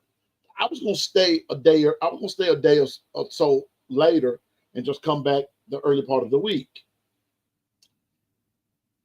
But when I saw how they treated Washington versus Washington State, no smack talking, no getting on it, nobody ragging nobody else, nobody talking about nothing. Nobody. Y'all, I caught the first flight the day after Thanksgiving. My daughter said, "When you leaving?" I said, "Tomorrow." I said, "I got to get back in time for the Iron Bowl. I want to watch the Iron Bowl." You know what? I got to watch the Iron Bowl from the comfort of my own home. I said, "I've had fun," and I said, "I'm coming back," and all that kind of stuff. I said, "But I've got to watch the Iron Bowl from where I'm from." I'm so glad I did, because they would have thought that I was crazy when the grave digger came. I'm serious. I'm serious. And then a few months later, few weeks later, Coach Saban retired, and now look what the GOAT got an Emmy for cussing every week. I mean, he say some stuff on there. He didn't care. And guess what? And ESPN didn't stop him either. Now, show me where I lied. They didn't stop him. Him and Pat McAfee, let me tell you something. Coach Saban and Pat McAfee saved College Game Day. Now, somebody correct me if I'm wrong. I'm serious. Almost retired in Seattle and Tacoma. You know what, Ephraim? It's still not out the cards for me to still go out there. But I'm just telling you, football means so much to me, but it's not the same out there. It's not. When listen, we can generate more excitement here. Oh, there's AA. There's been a AA sighting. What's up, AA? Roll Tide. Been missing you. Wait a minute, Dr. Crystal. Speaking of funeral and wakes, let me tell you something. When you go to a Washington Huskies game, I've seen more noise at a funeral and a wake than at Washington's games. And when Coach DeBoer got there and they told him it's over 3,000 fans waiting on you at the airport, and he said, huh? Yeah, welcome to the SEC. It was then, and if you go back and look, go back to YouTube and look when he first got off the plane, look at his expression when he gets off the plane. Look at the expression when he gets off the plane. He couldn't believe it. He couldn't believe it. He just couldn't believe it. And now here we are in year 2. I just believe, y'all, that, oh, you work nights. AA, I feel you. I used to work nights. I did. So I feel you. But you know, as much as you can, you know, just, you know, we post them and you know, and everything. Just feel free to like and, you know, share and all that good stuff. You know what to do, AA, you know. But anyway, I think we're on our way this year. I just believe it. And I don't want to hear all this talk about, well, we could possibly lose. I don't want to hear that. I don't want to hear that. Because here for the next few minutes, I'm going to talk about their schedule. Now, I talked about the depth chart, both the wideouts and the running backs. I believe we're going to do good. Tomorrow, I'm going to finish up on the depth chart by just talking about the whole offense in general. Quarterback, line, wideout, tight end, all that good stuff. I think we're going to be fine. But here in just a second, I want to talk about our schedule and intriguing games. Okay? But y'all, I'm with y'all. And if anybody agree with me or you don't agree and everything, just put it in the chat and say, Piano Man, I don't think we're going to do it. And I'm going to have prayer with you right now. That's what we're going to have, prayer. I want you to have faith, because I'm going to put it to you like this. College football has changed, and people got to come with it. What's up? There's Nick. Yes, and we are. I got to put that up there, Nick.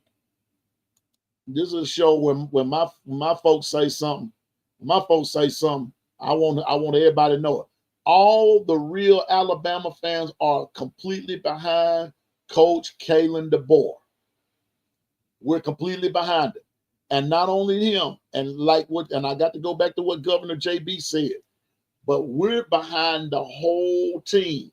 And especially, and I'm going to recap from what I said this morning, I am especially if Ty Simpson is the quarterback, if he's named the starting quarterback, Piano Man is 1,000,000% behind Ty Simpson. You can't tell me nothing about my quarterback. You can't tell me. I don't want to hear it. I don't want to hear nothing. All I want to know is, how's he doing? I'm being honest with you. I'm being honest with you. So JB's it's expectation 15-0 always, but I'll say 14-1 early stumble, but we win in the SEC and the net. Okay. JB, where's the early stumble gonna come from? So since we're on that part, here's the schedule. Piano man sort of ready for this. In week 1, we all know we got Florida State. We got Florida. Oh, you talking about, okay, that early of a stumble. JB,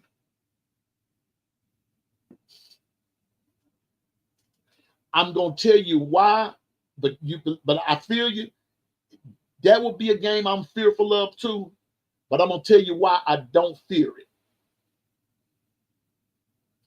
South Carolina is not gonna sneak up on nobody this year.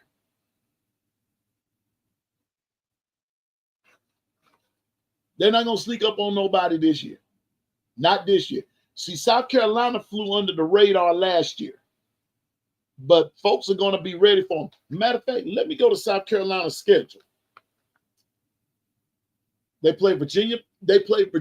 Watch this. JB, you remember, JB, do you remember when you made the statement? I want you to think about a statement that you made that the SEC team, nobody was playing in Atlanta this year. You remember when you said something to that effect? You remember that? Well, watch this, JB. South Carolina is playing Virginia Tech in Atlanta. Don't you find it? Now, you talk about strange. That's what's strange. No big time game, and that's not to down South Carolina.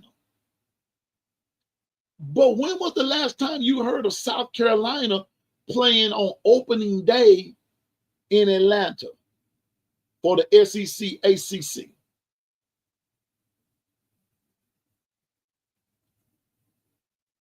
Atlanta, JB, this year, South Carolina, Bartek.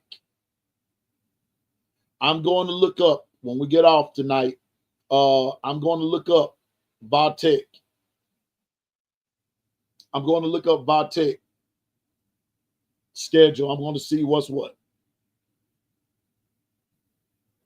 But that's fine. The big game is the SEC championship. Yeah, but I was just thinking about what you said, that no big time team in from the SEC, playing in Atlanta at the first game like it has been for the last few years. That's what I was referring to. But SEC, here's South Carolina playing Virginia Tech. They're playing South Carolina State. They're playing Vanderbilt. They go to Missouri. They play in Kentucky. And then they go to LSU. That's going to be, this segment is Bama schedule and intriguing games. That's going to be an intriguing game, y'all.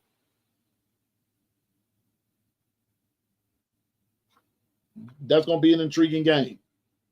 At LSU, then they play Oklahoma, they play Bama, they play LSU, Oklahoma, and Bama back to back to back. That's why I'm not worried about them. Now, are they good? Yeah, they're good. But here's the other part of that, though, JB. See, I learned something from the governor. I learned how to put rebuttals in my arguments. But here's the other part of that. They owe LSU. You remember last year, they had LSU beat, and the refs got in the way. The refs got in the way. And so they have LSU, Oklahoma, Bama. Then they go to Ole Miss. That's going to be another intriguing game for South Carolina. So South Carolina's schedule is not going to Jacob, my man. Jacob Seminoles fan, man, glad you came by. Thank you. Thank you. I hear you, man. Love. Hey, man, rep your team. Rep your team, man. Thank you for the compliment, sir. Thank you for the support. Thank you. Thank you. Thank you for coming, my friend. Glad that you, even though you can't stay that long, thank you for stopping by, man. Thank everybody in the chat. I'm thankful for everybody. But here's Oklahoma. They go to Ole Miss. They're open. Then they go to Texas A&M. Then they play Coastal, and then they play Clemson.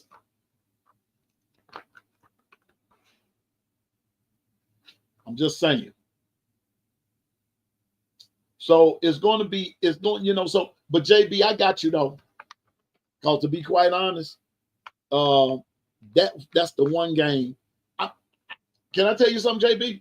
Governor, I am more concerned about us and South Carolina than I am us in Georgia. I am.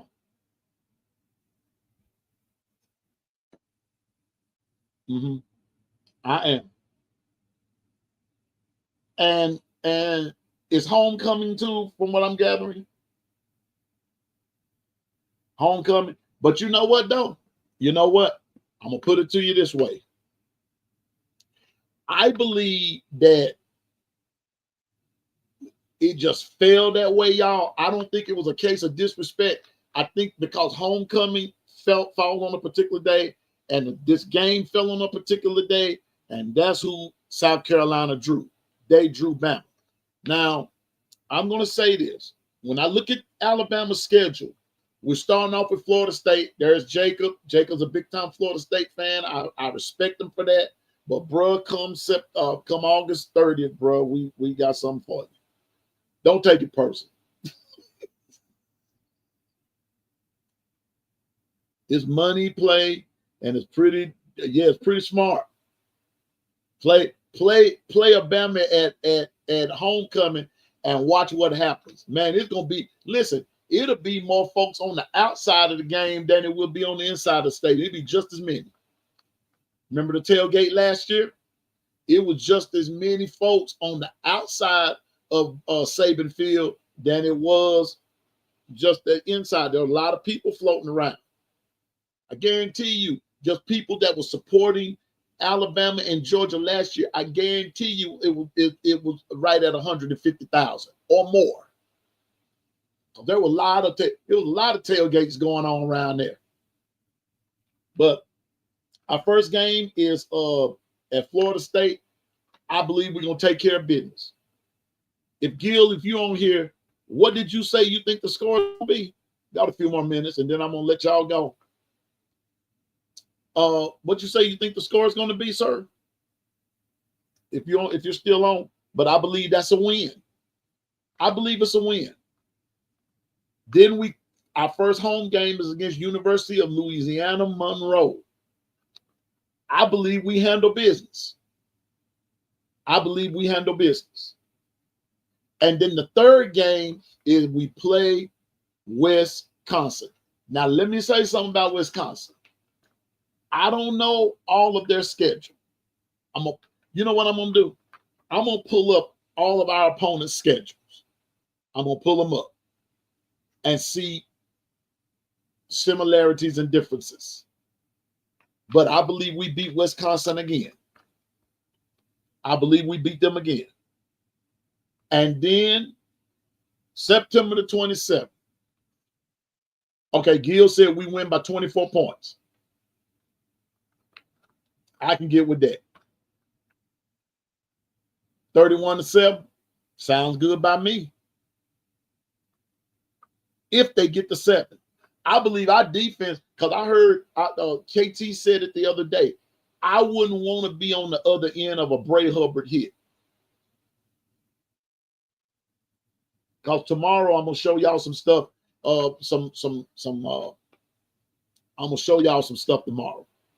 42-10 Bama. I'll take predictions for that first game. 42-10 Bama. We win by 24 points minimum, Gil says. JB says 42-10. But after, on September the 27th, we go to Athens.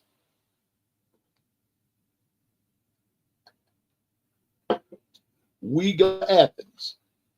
We go there. We go to Athens. After Athens, then we come back and play Vanderbilt. Listen, y'all. Vandy, we go to Missouri, then Tennessee, then we go to South Carolina. I believe those 4 games right there is going to make or break our season. But I believe by that time, I believe we'll be to learn our lesson from last year is that we beat Georgia again. Don't be buying bling and stuff. Go handle up on business. Stand on it. Handle it. Do what you got to do. But don't repeat last year. Don't get so caught up into now everybody's going to be fearful of players. No, they're not. They're going to be more hyped up to play now. We got to listen. We've got to put the fear back. In being the standard, folks got to fear you. They don't want to play you. If they know you're coming with, they know you ain't going to fake that funk on them. That's what has to happen, like Latoya. We'll just thank them for having set up the weekend to host and celebrate our win. I agree. I wish we could all get together. You know, I wish we could all get together and we all meet in South Carolina. And have and just you know say we here. Nick said 36-3. I believe our defense won't let them score a touchdown. I think so too, Nick. But I think we got to come out. Dino said it earlier. We got to come out with our hair on fire. We got to come out like something chasing us, and we don't want to be caught. We got to come on out with it. We got to come on. After we play Vandy, we go to Missouri, and then we come back home and we play Tennessee. See, we got revenge games coming up. But what we can't do is look ahead. We got to take it 1 week at a time. I told you all, Florida State, that DSG, Florida State. We're going with the first game. I asked for a prediction, or they want to give it. Florida State. Nick said 36-3. JB, the governor of JB said 42-10. Dino saying 38-6. I say, because we ain't playing. We just believe in what we believe in. But all I know, it just takes 1 point. Yeah, Bama versus Florida State. That's what we're going at. Bama versus Florida State. So that was a safe way of giving I'm about to wrap up our expectations of first game. So some of them are giving them, but mostly everybody feels like, you know, that the Tide is going to win. I believe that Alabama will win. And so we just got to come on up with the standard, folks. But that's my expectation. Susan said 35-9. Hey, Mimi, my best friend on X. I hope it's a blowout and we come home victorious. Me too, Mimi. I want a blowout. If we run the table, I'm afraid the NFL is going to call Kane. Dr. Crystal, I want to put that up there right quick, and I'm going to address that. And an OG Gill, feel free to jump in too. If we run the table, that's not my biggest worry. My biggest worry of running the table or even just winning the Natty, period. My biggest worry will be other college programs. That's my biggest worry. My biggest worry would be other college programs coming after Kane Wommack, coming after Coach Shep. And I'm going to be honest with you, even coming after Kalen DeBoer. And most of you know, whenever Alabama wins, and y'all know this, whenever Alabama wins, and especially an SEC and a natty is attached to it, here come the thank you, Carla. Here comes the poachers. Nah, nah, nah, nah, nah. Here they come. Here comes the poachers. They're coming. The coaching poachers. I'm just being honest with you. They are coming. They're coming.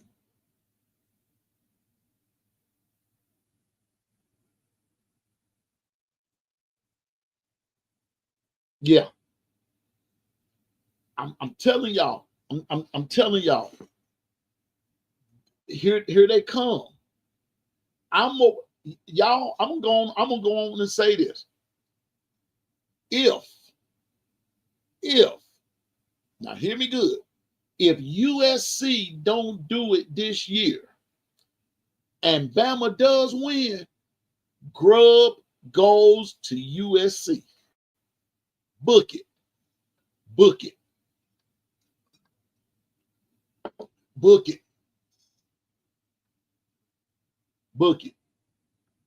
That's on that's because y'all got to remember something. Coach Saban wanted Grub.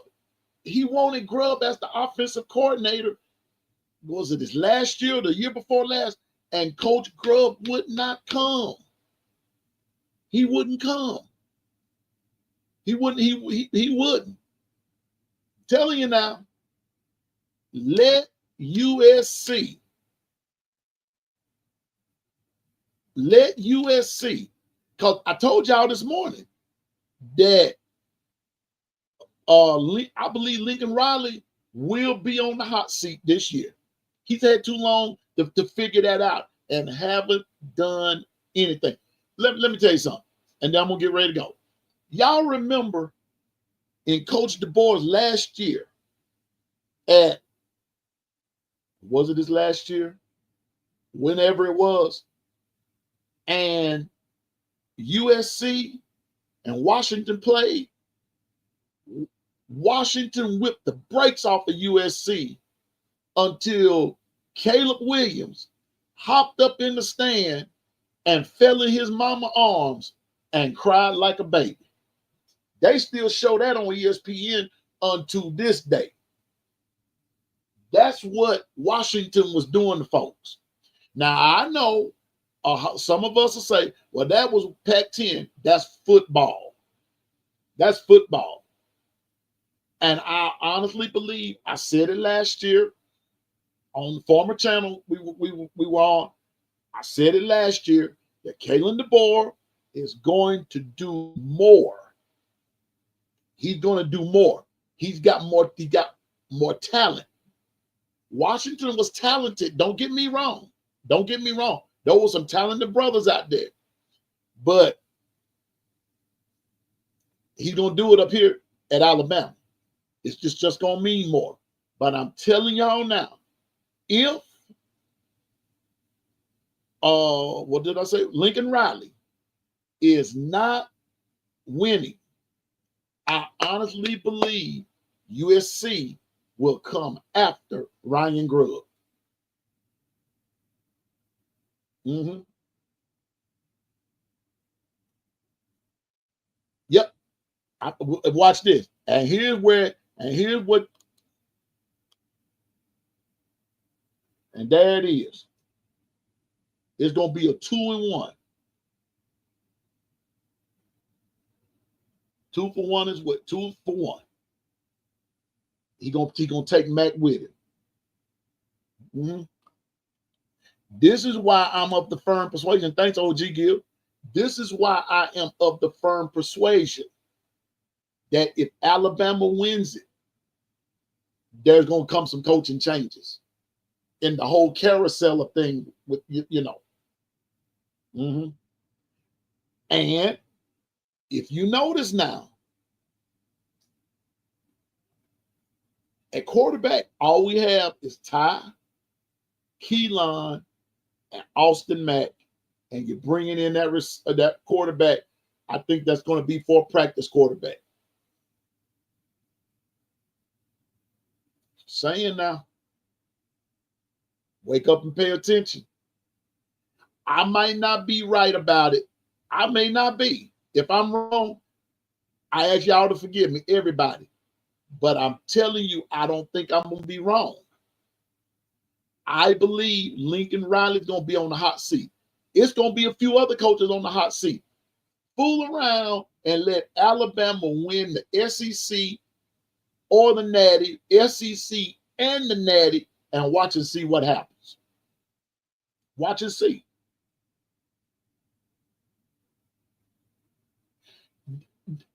Dr. Crystal, I feel you, but I don't think it'll happen. I pray it don't. I'm praying that it doesn't happen. But if it happens, you heard it here first, folks, from Dr. Crystal. But I don't believe it's going to happen. I believe that wherever it does end up being, it is going to, it is what it is. But I believe Grub will finish the year. I'm still of the firm persuasion that Bama finishes the year as CFB champions, college football champions, 2025, 2026. I believe that. I believe that. So I'm just saying, it's going to be that time this year. So in the words of Susan and in the words of Carla, I smell a chip, and I feel like it's going to be one of those years. So that's my expectation. One of those years. We'll finish up the schedule tomorrow on the morning run. And don't forget to join me here, the Lord willing, on the morning run.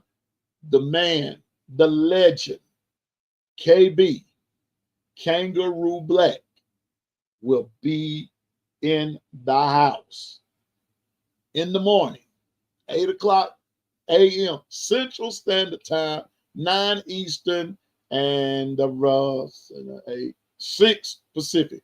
Do y'all realize when I go to Washington here in the next few weeks, and we had a morning run, it'll be 6 o'clock in the morning out there, and I'll be out there doing the show.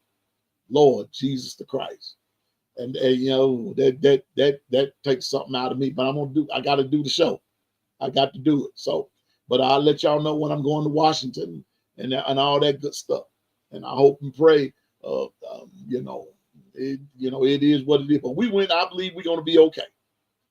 But with the recruiting, we got that out the way, and we got the depth chart out the way. We covered both the running backs and the wideouts. Tomorrow, we're going to cover the depth chart with the whole offense. We're going to put it all together, and we're going to see what we have, and we're going to grade it. We're going to see. And but before I put it all together, one of the things we're going to do is talk about Coach Grubb, talk about Coach DeBoer. We'll talk about Coach Shep. We're going to talk about that too. So we're going to put all of that together to see. I have faith in my tide, y'all. I just have faith in my tide. It's time. It's time for us to win again. It is. And I want to thank everyone for coming, all of you that's in the chat. If you have not hit the like button, please hit it. And that helps us up. Thank you. Thank you for everybody saying it's a great show. I'm nothing without y'all. Y'all, a lot of the content and the discussions come from y'all just listening and all that good stuff and being in conversation and hanging out with Kangaroo Black, Coach Sean, Coach Beast Sharpshooters, and listening and all that kind of stuff. And I just take what y'all's talk about and just try to bring it back to you and make it happen. Thanks to the 401k crew. Y'all know I love you. Once again, before I go, couple shout outs I want to say. Number one, don't forget that here real soon, we will be giving away the college football 2025 game. We're going to be giving it away. I want to go on and make this disclaimer that no one from the 401k crew is going to enter into this contest. They're not even eligible. But I want the 401k crew to hear me again this evening, because I'm not an Indian giver and I don't change my mind. I'm doing something personal, especially for the 401k crew. And because I want them to know that Piano Man appreciates them. And before JB says something crazy, I'm going to go on and put it out there. And yes, 401k crew, you're going to be getting a gift from Piano Man. Okay? You're going to get it in your hand one way or the other. I can't believe I said that. So 401k crew, don't worry about the giveaway. Piano Man is going to give away something for you. But for my subscribers, for my fans, I can't believe I said that either. For my family like that, the game is for you. But not only that, we're going to have a first, second, and a third place prize. Look, y'all, I just want Piano Man just wants you all to know he appreciates y'all. I appreciate you. And the best way to show your appreciation is to do something.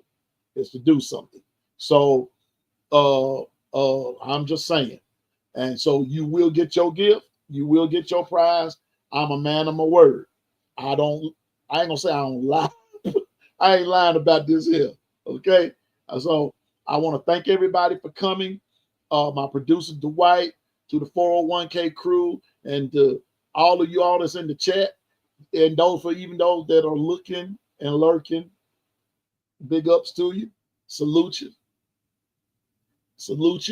And we hey, we're one big happy family, right? And again in the morning at 8 o'clock Central Standard Time, KB will be in the house. Now I don't know whose show I'm gonna be on this week. 9 times out of 10, I know it'll be B Sharp whenever he comes on, whatever day B Sharp tells me to be there. Piano Man gonna be there with bells on. That's right. I'm gonna be right there.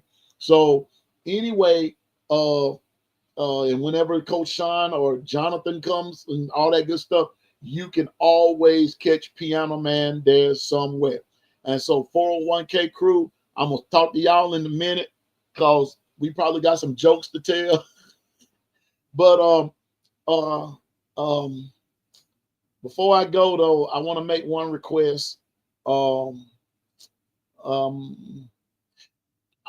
gonna need somebody to get. Okay, here we go.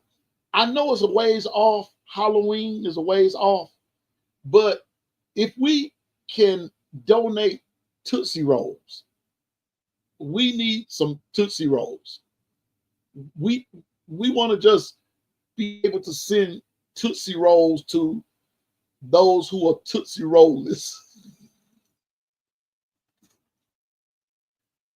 We need Tootsie Rolls, okay? So and be sure, and OG Gill will be in charge of the gathering of the Tootsie Rolls. That sounds like a conference,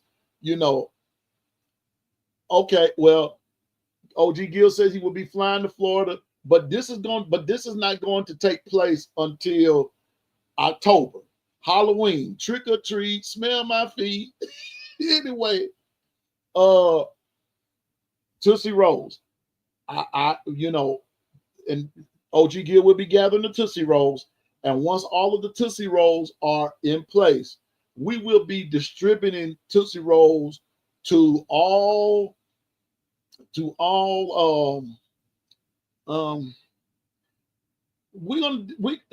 ain't gonna say that. I'll start, we gonna be distributing Tootsie Rolls to all who deserve Tootsie Rolls, okay? You know. That's what we're gonna do. All right. No, not to all the men, Susan. No. Not to all the men, because all the men don't, they're not gonna fit into that Tootsie Roll status there, Susan. No. Safe travels to my brother OG Gill. Godspeed to you, my man. The Tootsie Rolls are for folks that may have come up a little short on some things. Okay, that's what the Tootsie Rolls are for. You know, like come up short on maybe the rent, or come up short on, with at the food counter, just come up short on buying straight gold packs, come up a little short there, Tootsie Rolls. So anyway, so if you feel free to donate to the Tootsie Roll Foundation, we will be most appreciative.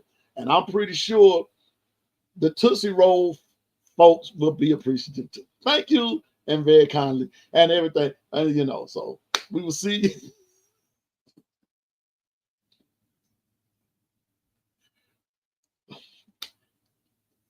Anyway, I'm done. Y'all, thank you for your time. Thank you for your patience. Listen, it's a sad case of life if you can't have no fun and laugh and all the. We're not gonna talk about Diddy juice. We're not gonna talk about Diddy. Oh, the size Tootsie Roll. We want the little ones, Nick. We want the little ones. The little ones, Nick. That's what we want. That's what we want. We want the kid size, Nick. That's what size we need. The kid size. So we don't want nobody. The mini size, that's the better size. The mini size, because we don't want nobody getting choked, Nick. We don't want nobody getting choked out there. So I'm just looking out for my brothers there, So for all the brothers that have come up short in life, the Tootsie Rolls are for you. So if you come up short, just find Piano Man and we have your Tootsie Roll, okay? God bless you. Thank y'all. I just had to get that in there. And 3-Stroke Charlie, we'll see you in the fun paper, okay?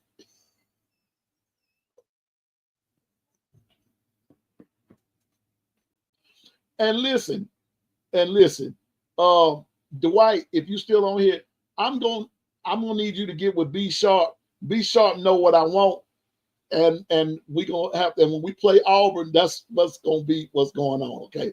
So anyway, but thank you for coming. Thank you for having fun with me. Thank you for hanging out with me. And again, see you in the morning. And yeah, we kind of got off the rail there, but at least we held it on the track until at the end. But I did that purposely. That's on me. That is not on 401k. They did not even know that was even coming from Piano Man. They didn't even have no idea. Nobody saw it coming. So anyway, after the Tootsie Rolls, there will be an appeal for toilet paper, but I'll explain that later. All right. But anyway, y'all have a great night. I may not see you today or tomorrow, but Piano Man, we'll see you in the long run. And remember, I'm no expert, but I know what I'm talking about. Roll Tide, everybody, and good night. See you in the morning.